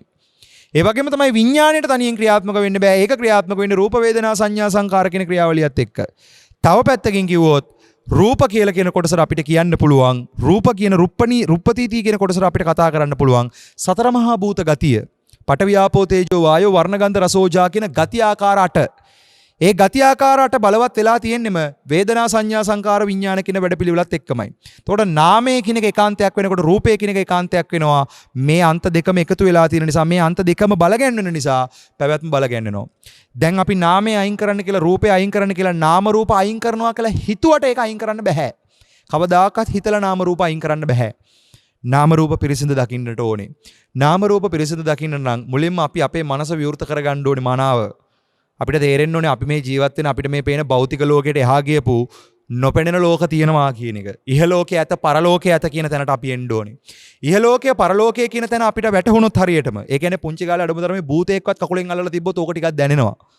එහෙම නැත්නම් දෙයියෙක් කියලා නාමයක් හරි දැනිලා තියෙනවා නම්, දෙවි කෙනෙක් හරි ඉන්නවා කියලා දැනිලා තියෙනවා නම්, එහෙම නැත්නම් නොපෙනෙන ලෝකයක සත්‍යක් කොටසක් හරි ඉන්නවා කියලා දැනලා තිබ්බොත් තමයි තේරෙන්නේ මේ පේන එක නෙමෙයි, ඊටත් එහා ගිහපු ලෝක තියෙනවා මේක කියලා. දැන් අද මහ ලොකුවට සමාන්තර මාන ගැන, විශ්ව මාන ගැන ලොකුවට අපි කතන්දර කතා කරනවා. මහා තල ගැන කතා කරනවා. හැබැයි බුදුදහමේ උගන්වන මේ පෙනෙන නොපෙනෙන ලෝක කියලා කියන ඒවා බොරු කියලා ගහනවා. පිසාච කුම්බාණ්ඩේ මොන බොරු කතාවද? ඒ තරමටම අද මේක විකෘති කරගෙන ඉන්නේ. එතකොට මුලින්ම තෝරගන්න මේ සමස්ත කෙලෙස් ක්‍රියාවලිය තෝරගන්න, සමස්ත මේ ස්කන්ධ ක්‍රියාවලිය තෝරගන්න අපි මුලින්ම තේරුම් ගන්න ඕනේ අපිට මේ පේන භෞතික ලෝකයට එහා ගිහිල්ලා නොපෙනෙන ලෝකෙකුත් ක්‍රියාත්මකයි. අපිට මේ දැනෙන, පෙනෙන, ඇහෙන, දැනෙන, විඳින භෞතික ලෝකයට එහා ගියපු තවත් ලෝකයක් තියෙනවා, තවත් ලෝක තියෙනවා කියන එක. මෙන්න මේක තේරෙනකොට අන්න තේරෙන්න ගන්නවා පේන ලෝකයේ වේවා, නොපෙනෙන ලෝකයේ වේවා, ඇහෙන ලෝකයේ වේවා, නොඇසෙන ලෝකයේ වේවා, දැනෙන ලෝකයේ වේවා, නොදැනෙන ලෝකයේ වේවා, විඳින ලෝකයේ වේවා, නොවිඳින ලෝකයේ වේවා, ඒ සියල්ලමයි වෙන්නේ ලෝක කියන තැනට. ලෝක පැවැත්ම කියන තැනට. තව විදිහකට කිව්වොත් දුක්ඛ කියන තැනට. දැන් මේ කතාවම තමයි තව පැත්තකින් අපි ගමු මෙන්න මේ විදිහට බුදුරජාණන් වහන්සේ බොහොම පැහැදිලිව පෙන්නනවා මේ ස්කන්ධ සහිත ලෝකයේ මේ ක්‍රියාවලිය තුල අංශු මාත්‍රයක් හරි සැපක් කියලා එකක් පණවන්න පුළුවන් නම්, සැපයි කියලා අංශු මාත්‍රයක් හරි පණවන්න පුළුවන් නම් බුදුවරු මේ ලෝකත්‍රය පහළ වෙන්නේ නැහැ කියලා කියනවා. ඒ කියන්නේ මේ සමස්ත ධර්මතා ක්‍රියාවලිය තුල සැපයි කියලා අංශු මාත්‍රයක් හරි පණවන්න පුළුවන් තැනක් තියෙනවා නම් ඒ ස්ථානේ බුදුරජාණන් වහන්සේලා පහළ වෙන්නේ නැහැ කියලා කියනවා. කියන්නේ බුදු කෙනෙක් පහළ වෙන්නේ නැහැ කියලා කියනවා. එතකොට බුදුවරේ පහළ වෙන්නේ නැහැ කියලා කියන්නේ ඇයි? සැපක් තියෙනවා නම්. එතකොට දැන් බුදු පියාණන් වහන්සේලා පහළ වෙන්නේ මෙයි. බුදුහාමුදුරුවෝ පහළ වෙන්නේ මේකේ සැපක් කියලා පණවන අංශු මාත්‍රයක්වත් එකක් නැති නිසා. හැබැයි අපි අපේ පැත්තෙන් ඇවිල්ලා බැලුවොත් අපිට දැන් පෙනෙන දේවල් වල නම් අපිට දැන් ගොඩාක් දෙනෙක්ට ඉතින් පෙනෙන දේවල් සැප නැහැ. වැඩක් නැහැ කියලා අතෑරලා නින්නේ. හැබැයි පෙනීමම කියන මේ උපේක්ෂා සහගත ක්‍රියාවලිය කොච්චර සැප වෙලාද තියෙන්නේ. එතකොට තෝරගන්න පිංගුතුනි සැප වේදනාව සහ සුඛ සංඥාව කියන එක දෙකක්. ඔගොල්ලෝ අහලා තිනවා ත්‍රිලක්ෂණ ධර්මවල අනිච්ච සංඥා, දුක්ඛ සංඥා, අනාත්ත සංඥා කියලා. එතකොට කියනවා දුක්ඛ සංඥාව කියලා තියෙන්නේ. සංඥාව කියලා මෙතන කියන්නේ දුක පිළිබඳ ඥාණය. සංඥාව කියලා මෙතන විග්‍රහ කරන්නේ අර හඳුනා ගන්න ක්‍රියාව කතාව නෙමෙයි මෙතන විග්‍රහ කරන්නේ. මෙතන දුක්ඛ සංඥාව කියන්නේ දුක්ඛ ඥාණය කියන එක.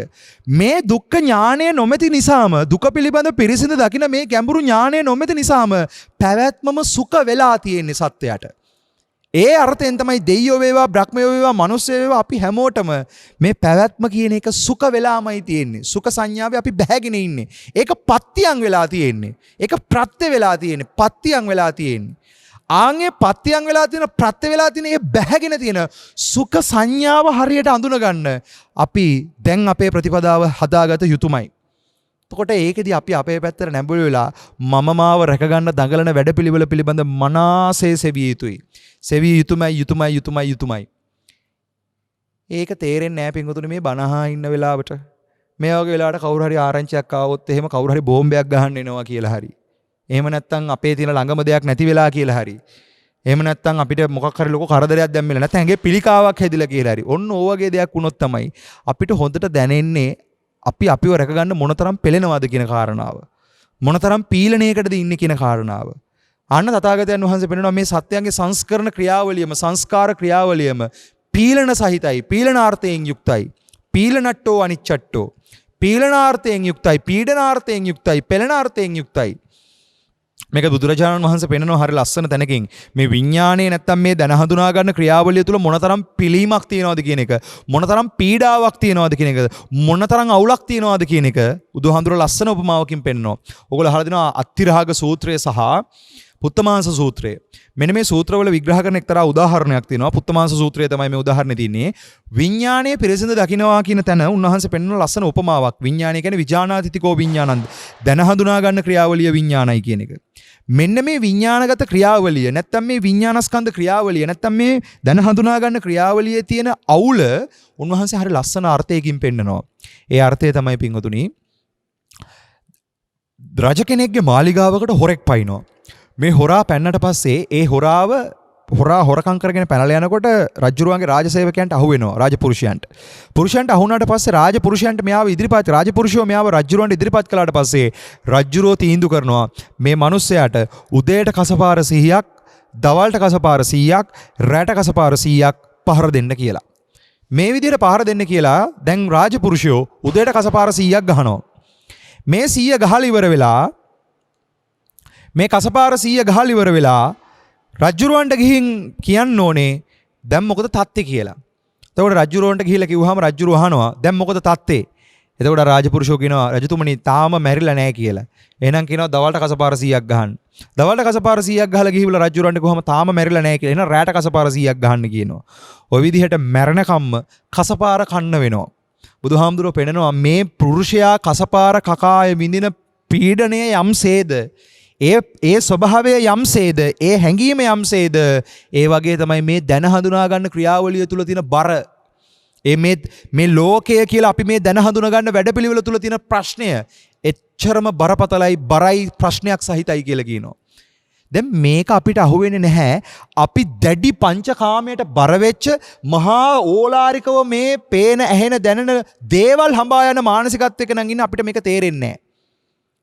එතකොට අපි ඒකෙන් අයින් වෙලා අපි නිශ්චල වුණොත් අපේ මානසිකත්වයේ උපේක්ෂා සහගත වුණොත් අන්නේ උපේක්ෂා සහගත වෙන නිශ්චල වෙන මුහුද වගේ ස්වභාවය මුහුද වගේ නිශ්චල වෙන ස්වභාවය කියන්නේ සුලිය මට්ටම නෙමේ මුහුද වගේ නිශ්චල වෙනකොට මුහුද පතුල පේන්න ගන්නවා වගේ අපිට මේ නිශ්චල වීම තුලම නැත්තම් මේ උපේක්ෂා සහගත වීම තුල තියෙන භයානකත්වය අපිට වටහා ගන්න හැකියාවක් ලැබෙනවා. ඔන්න ඕක තමයි තථාගතයන් වහන්සේ මා අවබෝධ කරපු ධර්මයේ ඊටාම සියුම් වැඩි මේ කෙලෙස් බර සහිතයට මේ කෙලෙස් බර සත්‍යයන්ට මේක කිව්වට තේරෙයිද කියලා අන්න මුලින්ම උන්වහන්සේ ආපු පරිවිපාකයේ චිත්ත පරිවිපාකයේ ඒතොර එතන ලස්සන අර්ථයක් තියෙනවා. බොහොම පැහැදිලිව අපි පූර්වභාග ප්‍රතිපදාවක් එක අපේ මනස නිශ්චල කරගත යුතුයි. අපි ඉවසීම ප්‍රගුණ කළ යුතුයි. කරුණාව, දයාව, මෛත්‍රිය, ගුණ ආදී මේ ගුණධර්ම ටික ප්‍රගුණ කරගත යුතුයි. බොහොම පැහැදිලිව කොත් කරුණා ශාසනය දියුණු කළ යුතුයි. කරුණා ශාසනය දියුණු කරන කෙනෙක්ට තමයි පින්වතුනි තථාගතයන් වහන්සේ තියෙන නැන ශාසනය නැත්තම් ප්‍රඥා ශාසනය හරියට මල්ලන්න පුළුවන්, නැත්තම් මේ ධර්ම පරියායන් මනසේ විග්‍රහ කරගන්න පුළුවන් වෙන්නේ.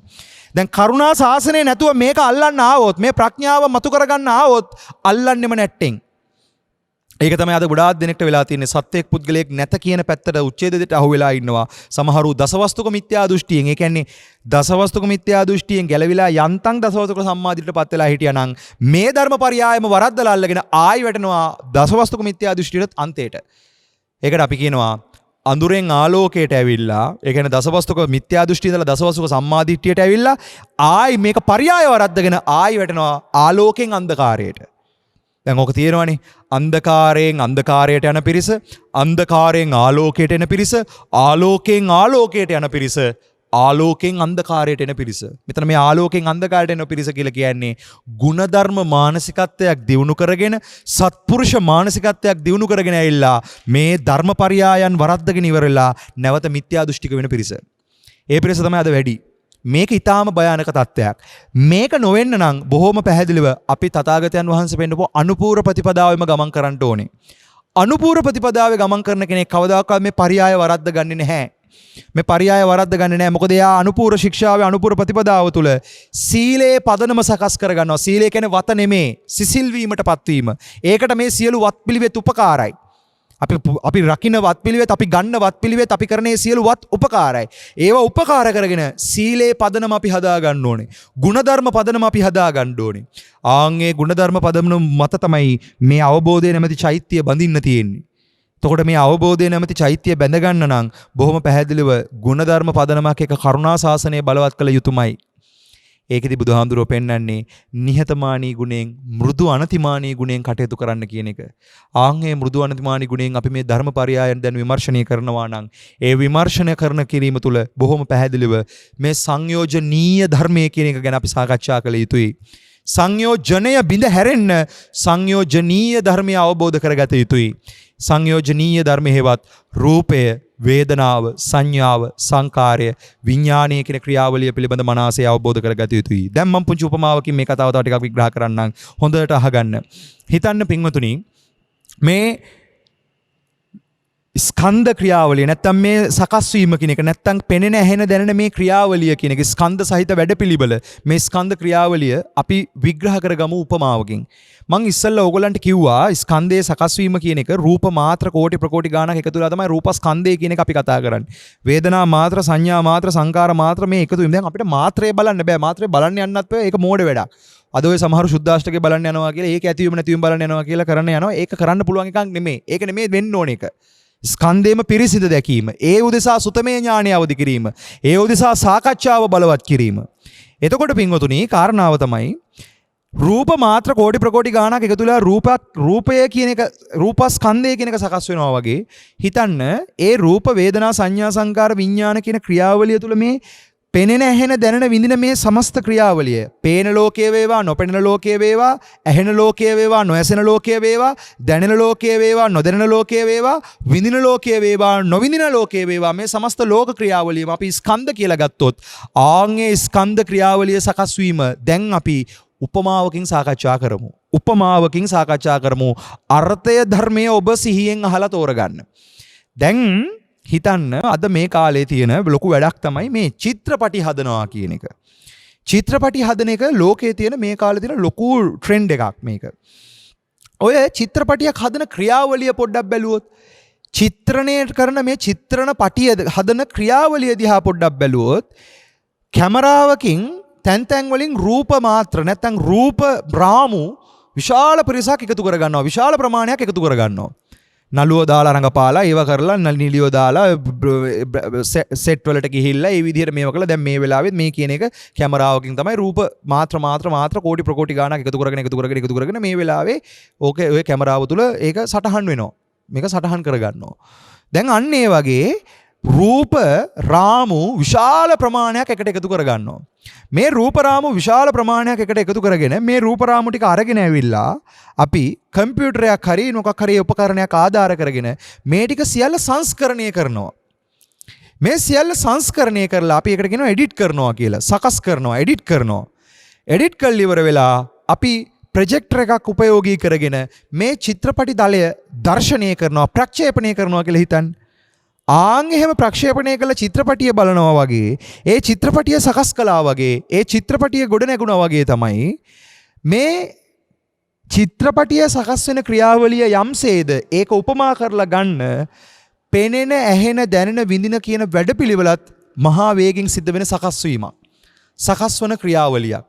එතකොට ආන්ගේ රූපස්කන්ධ, වේදනාස්කන්ධ, සංඥාස්කන්ධ සංස්කරණය කරලා ප්‍රොජෙක්ට් කරන වැඩපිළිවෙල තමයි විඥාණය. එතකොට රුප්පතිති රූපං, රූපයම රුප්පණය වෙන වැඩපිළිවෙල, රුප්පතිති වෙන වැඩපිළිවෙල, රුප්පතිති වෙන වැඩපිළිවෙල වීමක් දනවමින්, ඒ රුප්පණය වීමම දනවමින්, රුප්පණය වීමම දනවමින්, ඒක පිළිබඳව ඒ සියන සමස්ත විස්තර විග්‍රහ ටික සංඥා තුලින් අරගෙන ඒ සමස්තය සංස්කරණය කරලා එක පොදියට එකට ගොඩ නැගෙන විඥාන ක්‍රියාවලිය නැත්තම් ප්‍රොජෙක්ෂන් එක නැත්තම් ප්‍රක්ෂේපණය වගේ ඒ ක්‍රියාවලිය වගේ තමයි ආන් අර චිත්‍රපටියේ වැඩපිළිවෙලත්.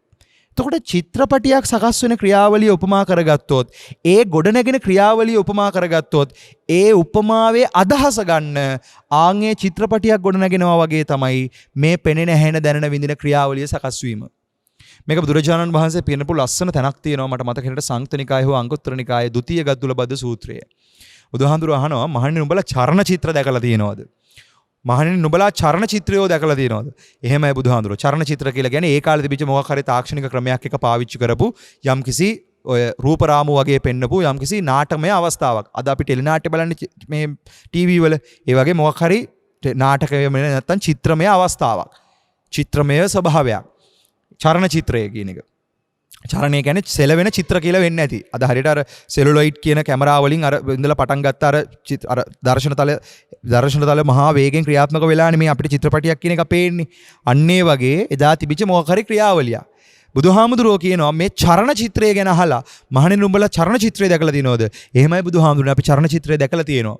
මහණෙනි ඒ කොහොමද කියලා අහනවා. බුදුහාමුදුරනේ ඒ ඊටාම විසිතුරුයි. බුදුහාමුදුරුවෝ කියනවා ඊට වැඩිය විසිතුරු වූවක් ඇතයි මම කියමි. මොකද්ද බුදුහාමුදුරනේ?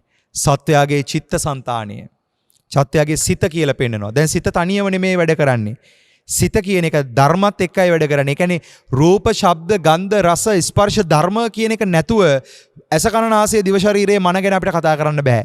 ඇස කන නාසය දිව ශරීරයේ මන ගැන කියන එක කතා කරන්නේ නැතුව රූප, ශබ්ද, ගන්ධ, රස, ස්පර්ශ ධර්ම කතා කරන්නේ. මේ ඔක්කොම එකට වැඩ කරන්නේ. එකට ක්‍රියාත්මක වෙන්නේ. මෙන්න මේ එකට ක්‍රියාත්මක වෙන ස්කන්ධ සහිත ආයතන සහිත මේ ක්‍රියාවලිය තව විදිහකට කිව්වොත් ජාති සංජාති අබිනික්කන්ති, ජාති සංජාති අබිනික්කන්ති ඔක්කන්ති ආයතනම් කන්දානම් පාතුභාවෝ ආයතනම් පටිලාභෝ අයං උච්චති ජාති. හෙවත් මේ ජාතිය නැත්තම් බිහිවීම නැත්තම් ගොඩනැගීම සකස් වීම කියන එක. එතකොට ජාතිය කියන තැන වෙනකොටම සංකාර විඤ්ඤාණ නාම රූප මේ සමස්ත ක්‍රියාවලියම සිද්ධ වෙලා ඉවරයි. එතකොට නොදන්නාකම නිසාමයි මේ සමස්ත ක්‍රියාවලියේ ඇත්ත නොදන්නාකම නිසාම මේ ක්‍රියාවලියමයි බලගැන්වි ගැන්වි තියෙන්නේ. එතකොට අපි මේ හුස්මක් ගන්න වෙලාවේ පැවැත්ම තහවුරු වෙලා තියෙන්නේ. ඒ තරම්ම අපිට මේ පැවැත්මේ තියෙන ඇත්ත මොකද්ද කියන එක නැත්තම් මේ පෙනෙන ඇහෙන දැනෙන ක්‍රියාවලිය තුල තියෙන ඇත්ත නොදන්නාකම නිසාම මේ පැවැත්ම බැහැගෙන තියෙන්නේ. නොදන්නාකම කියන කාරණාව නිසාම. දැන් එතකොට අපි මේ නොදන්නාකමින් දන්නාකමට එන්න. ඒ කියන්නේ දන්නාකම නැත්තම් දන්න දකින්න කෙනෙක් එතනට එන්න. දර්ශනයටපත් වෙන්න, දස්සනයට පහතබ්බ කියන තැනට වෙන්න බොහොම පැහැදිලිව මේ සමස්ත ක්‍රියාවලිය නැත්තම් මේ පෙනෙන හැෙන දැනෙන විඳින පේන ලෝකයේ වේවා නොපෙනෙන ලෝකයේ වේවා, ඇහෙන ලෝකයේ වේවා නොඇසෙන ලෝකයේ වේවා, දැනෙන ලෝකයේ වේවා නොදැනෙන ලෝකයේ වේවා, මේ විඳින ලෝකයේ වේවා නොවිඳින ලෝකයේ වේවා සමස්ත ලෝක ක්‍රියාවලිය පිරිසිඳ දැකිය යුතුයි.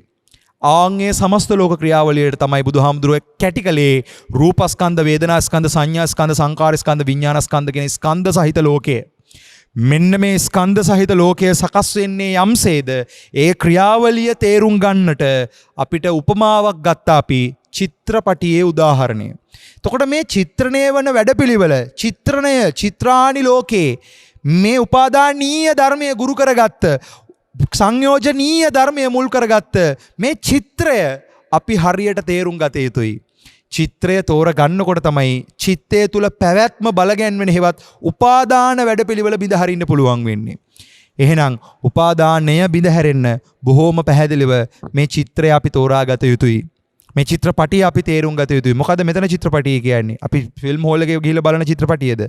නෑ. මේ ඇස කන නාසය දිව ශරීරය කියන මේ උපකරණ ටික තමයි අපේ ප්‍රොජෙක්ෂන් එක. මෙන්න මේ ප්‍රොජෙක්ටර් එක මුල් කරගෙන අපි පේනෙන, ඇහෙන, දැනෙන, විඳින ක්‍රියාවලියකට අහු වෙලා ඉන්නේ. මෙන්න මේ සිස්ටම් එක, මෙන්න මේ ක්‍රියාවලිය විනිවිද දැකීම පිණිසම ඔබ උත්සාහවන්ත වෙන්න. හැබැයි පින්වතුනි මතක තියාගන්න, ඒක විනිවිද දකින්න නම් අනිවාර්යයෙන්ම ශාස්ත්‍රීය ධර්මයේ කෙරේ, ශාස්ත්‍රීය විනය කෙරේ ගෞරවයෙන් මේක සෙවිය යුතුයි. මානව ධර්මයේ ඊටාම ඉහළින් දියුණු කළ යුතුයි. ඒ වගේම තමයි දේව ධර්මයේ කියන එක ඊටාම ඉහළින් දියුණු. කොහෙද මේක තියෙන්නේ?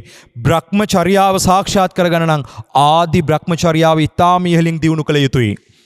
එහෙම දියුණු නොකර අද මේක අල්ලන්න ගියොත් ඔබ අල්ලන්නෙම මතක තියාගන්න අල්ලෙන්නෙම වැරදි කොනෙන්. ඒක නිසා ඒක එහෙම නොවෙන්නට ආදි බ්‍රහ්මචර්යාව දියුණු කරන්න. එවිට බ්‍රහ්මචර්යාවට විග්‍රහ කරන ධර්මයේ ගැඹුර ඔබට ඇසේවි. ඒ ගැඹුර ඔබට අල්ලගන්න පුළුවන් වේවි. ඒක නිසා තෙරුවනම පිළිසරණ කරගන්න. තෙරුවනම පිළිසරණ කරගෙන ඒ කතාවේ ගැඹුර, ඒ උදාහරණවල තියෙන අදහස මනසේ විවේක බුද්ධියකින් වටහා ගන්න ඔබ උත්සාහවන්ත වෙන්න කියන අර්ථය මතක් කරනවා. එසේ මතක් කරමින් මේ වචන පදවලට කොටු වෙන්නේ නැතුව වචන අමතක වේවා, අදහසම වටහා ගන්න උත්සාහ වෙන්න කියන අර්ථයෙන් අපිට මේ ලැබිලා තියෙන කාල සීමාව තුල කරපු ධර්මදේශනාමය පින්කම තුලින් ඔබ යමක් එකතු කරගත්තා නම් ඒකතු කරගන්න දේ විය යුතු එකම දේ තමයි මට තේරෙන එකට වැඩිය බුදුහාමුදුරුවෝ කියන එක ගැඹුරුයි. ඒ ගැඹුර අවබෝධ කරගන්න මම මහන්සි වෙනවා කියන එකත්. ඊළඟට බණ ටිකක් අහලා දත්ත විදිහට මේ කතාව අහලා මේකනේ මේ කියන්නේ ඒකනේ මේක චිත්‍රපටියක් නේ කියලා. දැන් ඉතින් මේ ඔක්කොම චිත්‍රපටියක් නේ කියලා බලන්න යන්න එපා. එහෙම බැලුවොත් ඔබ ආයි වරද්දාගත්ත තැනකින් ඉන්නේ. ඒක නිසා මේ හැම තැනකම විග්‍රහ කරන මේ ධර්මයන්ගේ තියෙන අර්ථ ටික පරිස්සමෙන් අල්ලගන්න, බොහෝම පරිස්සමෙන් මේ කාරණාව විමසන්න, සාකච්ඡා කරන්න. ඒ අර්ථයෙන් සීල අනුග්‍රහයිතය උපරිම දෙන්න. සාකච්ඡා අනුග්‍රහයිතය, සාකච්ඡා අනුග්‍රහයිතය, සුතානුග්‍රහයිතය කියන අනුග්‍රහ ටික මුල් කරගෙන විදර්ශනාව සහ සමතය කියන ඒ ආර්ය අෂ්ටාංගික මාර්ග අනුග්‍රහය මතු කරගන්න. දුකම පිරිසිදු දැකීම පිණිස, ස්කන්ධ දුක පිරිසිදු දැකීම පිණිස, ආයතන දුක පිරිසිදු දැකීම පිණිස ඔබ මහන්සි වෙන්න කියන අර්ථය මතක් කරමින්, ඒ අර්ථය මතක් කරමින් අවබෝධය පිණිසම වෙහෙසෙන්න කියන අර්ථය මතක් කරමින් අද දවසේ මේ සිද්ධ කරගත ධර්ම දානමය පින්කමත් ඔබ හැමදෙනාටම අවබෝධය පිණිසම හේතු වාසනා වේවා. සම්බෝධිය අනුව දකින්න නුවණට කියනවා අනුබෝධය කියලා. සම්බෝධියේ අඩක් සාක්ෂාත් වීම අපි කියන අවබෝධය කියලා. ඒ සම්බෝධියම පූර්ණ වීම කියනවා රහත් වීම. නැත්තම් ශ්‍රාවක පාරමිතාවක් පුරණ කෙනෙක් නම් අනුබෝධ ඥාණයෙන්, අනුමාන ඥාණය මුල් කරලා, අනුශ්‍රවණය මුල් කරලා සත්‍ය දර්ශනයටපත් වුණොත් අපි යාට කියනවා අනුබෝධයටපත් වෙච්ච කෙනෙක්. ඒ අනුබෝධයටපත් වෙච්ච උත්තමයා සකදාගාමි, අනාගාමි වෙනකොට කියනවා අවබෝධය සාක්ෂාත් වෙනවා කියලා. ඒ අවබෝධයෙන් පූර්ණ වීමට කියනවා සම්බෝධිය කියලා. හැබැයි අනුබෝධයටපත් වෙන්නත් බෝධය හම්බ වෙන්න ඕනේ හරියටම. බෝධය කියන්නේ සත්‍ය හම්බ වෙන්න ඕනේ. යථාර්ථය හම්බ වෙන්න ඕනේ. ආන්ගේ යථා දර්ශනය දැනගන්නට, දැක ගන්නට ඔබ මහන්සි වෙන්න කියන අර්ථයෙන් බෝධයම මනසේ සාක්ෂාත් කරගන්නට, බෝධිය සාක්ෂාත් කරගන්නට, බෝධි පූජාවේ ඉඳලා තියෙන වටිනාකම තේරුම් අරගනිමින් බෝධියටම අවබෝධය කැප කරගන්නට, අවබෝධය මතු කරගන්නට, බෝධියම මතු කරගන්න, ප්‍රඥාවම මතු කරගන්න, සද්ධාවන්ත ප්‍රඥාවන්තයෙක්, ප්‍රඥාවන්ත සද්ධාවන්තයෙක් වෙන්නට ඔබ හැම කෙනෙක්ටම පරිසරය සැකසේවා. තුනුරුවනටම නමස්කාර වේවා. තුනුරුවනම අවබෝධ වේවා. තුනුරුවනයි සත්‍යයි කියන දෙකක් නෙමේ. තුනුරුවනම සමානයි සත්‍යය, සත්‍ය සමානයි තුනුරුවන. ඒ උතුම් තුනුරුවනම පිළිසරණ කරගෙන තුනුරුවන් අවබෝධයම සාක්ෂාත් කරගන්න ඔබ මහන්සි වෙන්න කියන අර්ථය මතක් කරලා, ඒ උතුම් සාසනික ගුණය, සාසනික නැණය සාක්ෂාත් කරගන්න හැම කෙනෙක්ටම මේ ධර්ම දානමය පින්කමත් හේතු වාසනා වේවා. ලැබිලා තියෙන කාල සීමාව වේගින් ගලාගෙන යන නිසා, වේගින් ඉවර වෙන නිසා මේ වෙලාවේ දේශනාව හමාර කරනවා. තව තවත් ධර්ම දානමය පින්කම් තුලින් මේ කාරණා මතු කරගනිමින් අවබෝධය සාක්ෂාත් කරගන්න වෙහෙසෙන්න කියන අර්ථයත් මතු කරලා, තෙරුවනේ අනන්ත ආශිර්වාදයෙන් සෑම සියලු දෙනාටම උතුම් සිව් අරිසස් නුවණම පහළ වේවා. සසර දුක කෙලවර කර ගැනීම පිණිසම වෙහෙසේවා. ප්‍රතිරූපක ධර්මයන්ට හසු නොවි, ප්‍රතිරූපකයේසේ දැනගෙන සද්ධර්මයේසේ දැන දැකගෙන අවබෝධයෙන් කටයුතු කරන්නට ඔබ හැම කෙනෙක්ටම හේතු ප්‍රත්‍යපරිසරය සැකසේවා. සියලු ලෝක සියලු සත්වයෝ නිදුක් වේවා, නිරෝගී වේවා, සුවපත් වේවා, උතුම් නිවනින්ම නිවී සැනසේවා. සියලු ලෝක සියලු සත්වයෝ සෝවාන් ඵලයෙන් නිදුක් වෙත්වා, සකදාගාමි ඵලයෙන් නිරෝගී වෙත්වා, අනාගාමි ඵලයෙන් සුවපත් වෙත්වා, අරිහත් ඵලයෙන් සියලු දුකින් නිදහස් වෙන නුවණම පූර්ණ වේවා. සියලු සත්වයෝ නිවනින්ම නිවී පිරිනිවනින්ම නිවී සැනසේවා කියන අදිෂ්ඨානයෙන් යුක්තව අපි උතුම් ධර්ම දානමය පින්කම අවසන් කරන්නට යෙදෙමු. අද දවසේදී අපි සාකච්ඡා කරන්නට යෙදුනේ උපාදානීය සූත්‍රය මුල් කරගෙන සංයුත්ත නිකාය කන්දක සංයුත්තේ කන්ද සංයුත්තේ ධම්මකතික වග්ගයේ එන බොහොම වටිනා සූත්‍ර ධර්මයක්. මේ පැවැත්මේ හැකියාව කියන කාරණාව, උපාදාන පහළවීමට උපාදානීය ධර්මයේ තේරුම් ගැනීම, උපාදානයේ හැකියාව තේරුම් ගැනීම කියන එක. ආන්ගේ අර්ථය තෝරගෙන තමයි අද දවසේදී අපි මේ කාරණාවන් විග්‍රහ කරගන්න යෙදුනේ. ඉතින් ධර්මයේ සර්පයා පරිස්සමෙන් අඳුන ගන්න ඕනේ, පරිස්සමෙන් අල්ල ගන්න ඕනේ.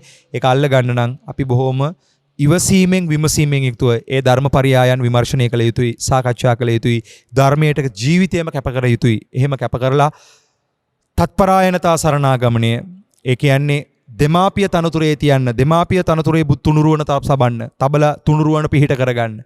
ඒ වගේම තමයි ආත්ම සංන්‍යාර්ථ සරණාගමණය, මුළු ජීවිතේම තුනුරුවනට කැප කරන්න, කැප කරලා ධර්මය අවබෝධ කරගන්න මහන්සි වෙන්න. ඊට පස්සේ ශිෂ්‍ය භාවෝපගමන සරණාගමණය, තමන්ගේ ගුරුතන්හි තුනුරුවන තියන්න, තමන්ගේ ජීවිතයට ගුරු කරගන්න තුනුරුවනම, ගුරුතන්හි තනතුරේ තියන්න තුනුරුවන තියලා සරණ යන්න. ශිෂ්‍ය භාවෝපගමන සරණාගමණය, ප්‍රණිපාත සරණාගමණය, තුනුරුවන හදවතින්ම සරණ කරගන්න, තුනුරුවන හොඳම යාළුවා කරගන්න, තුනුරුවනම තමන්ගේ හොඳම යාළුවා කරගෙන බුද්ධ රත්නය, ධර්ම රත්නය, සංඝ රත්නය හදවතින්ම සරණ කරගෙන ප්‍රණිපාත සරණාගමණයෙන් යුක්තව අප්‍රමාදීව ධර්මය අවබෝධ කරගෙන සසරින් එතර වෙන්න, වෙහෙස වෙන්න කියන අර්ථය මතක් කරලා දේශනාව හමාර කරනවා. මේ කියපු කරුණු කාරණා සම්බන්ධව නැගෙන ප්‍රශ්න ගැටලු තියෙනවා නම් ඒවා ඔය දිස්වෙන අංකවලට ඉදිරිපත් කරලා තව තවත් මේ කාරණා විග්‍රහ කරගන්නට උත්සාහවන්ත වෙන්න, ධර්මය අවබෝධ කරගන්න මහන්සි වෙන්න කියන අර්ථය මතක් කරමින් දේශනාව හමාර කරනවා.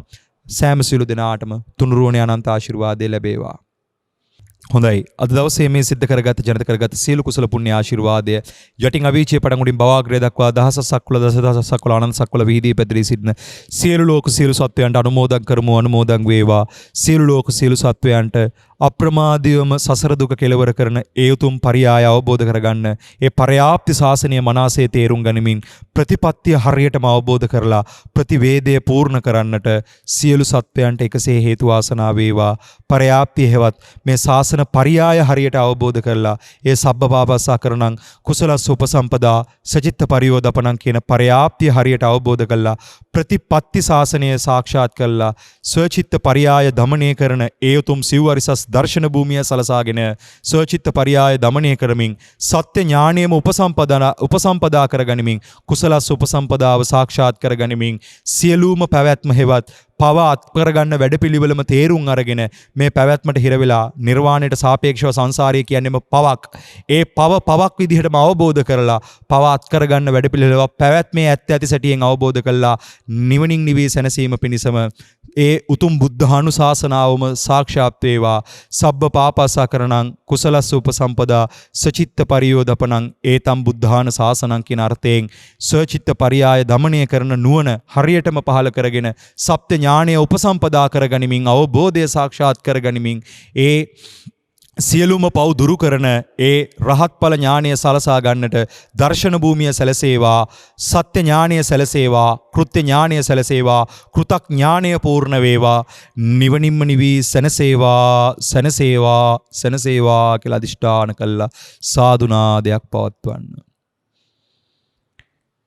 සබ්බේතයෝ විවජ්ජන්තු සබ්බ රෝගෝ විනස්සතු මාතේ භවත්වන්තරායෝ සුඛී දීඝායුකෝ භව භවතු සබ්බ මංගලං රක්칸තු සබ්බ දේවතා සබ්බ බුද්ධානුභාවේන සදා සොත්ති භවන්තු තේ භවතු සබ්බ මංගලං රක්칸තු සබ්බ දේවතා සබ්බ ධම්මානුභාවේන සදා සොත්ති භවන්තු තේ භවතු සබ්බ මංගලං රක්칸තු සබ්බ දේවතා සබ්බ සංඝානුභාවේන සදා සොත්ති භවන්තු තේ සසංග සියල් බඹලොව වසන දෙවියනි උරඟ ගුරුළු යක්බෝ නරං අසුරයිනි නොළඟ මෙළඟ දිය ගොඩ සෞසතුනි සමග මෙපින් අනුමෝදං සමසිතිනි වාත දෙරණට පටන් නොහැරම අකනිටා බඹලොව පටන් භූතයක්සෙන් බෙසෙන පිසසුන් මැසි මදුරු කුරු කුහුඹුවන් සතත මෙතහස මැදහසුන් යුත් හිතමිතුරු ඇති යහළුවන් අපේ ගුරුවර දෙමාපිය සහ සියලු නෑසියෝ නිවන් දකින්නට ගනිත්වා මෙපින් උදේට පායන හිරු දෙවියන්ටයි සවසට පායන සඳ දෙවියන්ටයි අප සැමගේ ගුරුවර දෙමාපියන්ටයි සිහි කර පින් දෙමු නිවන් දකින්ටයි අප සැම ඇති දැඩි කළ දෙමාපියන්ටයි නිපුණ පුහුණු කළ ගුරු දෙගුරුන්ටයි මෙසියලු සක්වල වසනා බ්‍රහ්ම දේව මනුස්ස සතරං අපාගත සියලු ලෝක සියලු සත්වයන්ටයි සිහි කර පින් දෙමු මෙත් සිතකින් නිවන් දකින්ටයි බුද්ධ රතනානුභාවේන ධම්ම රතනානුභාවේන සංඝ රතනානුභාවේන සබ්බ රෝග විනස්සතු සබ්බ බයෝ විනස්සතු සබ්බ දුක්ඛ විනස්සතු සබ්බේ බුද්ධා බලප්පත්තා පච්චේකානංචයං බලං අරහන්තානංච තේජේන රක්කම් බන්දාමි සබ්බසු අභිවාදන සීලිස්ස නිච්ඡං වද්ධාපචායිනෝ චත්තාරෝ ධම්මා වඩ්ඩන්ති ආයුවන්නෝ සුකම් බලං ආයුරාරෝග්‍ය සම්පatti සග්ග සම්පatti මේවච අතෝ නිබ්බාන සම්පatti මිනාතේ සමිජ්ජතු සුවිසි අනන්ත වූ ගුණ බලයෙන් උතුම් ධර්මාබෝධයම සැලසේවා සුවපත් වේවා තෙරුවන් සරණයි රාගක්ඛයෝ නිබ්බානං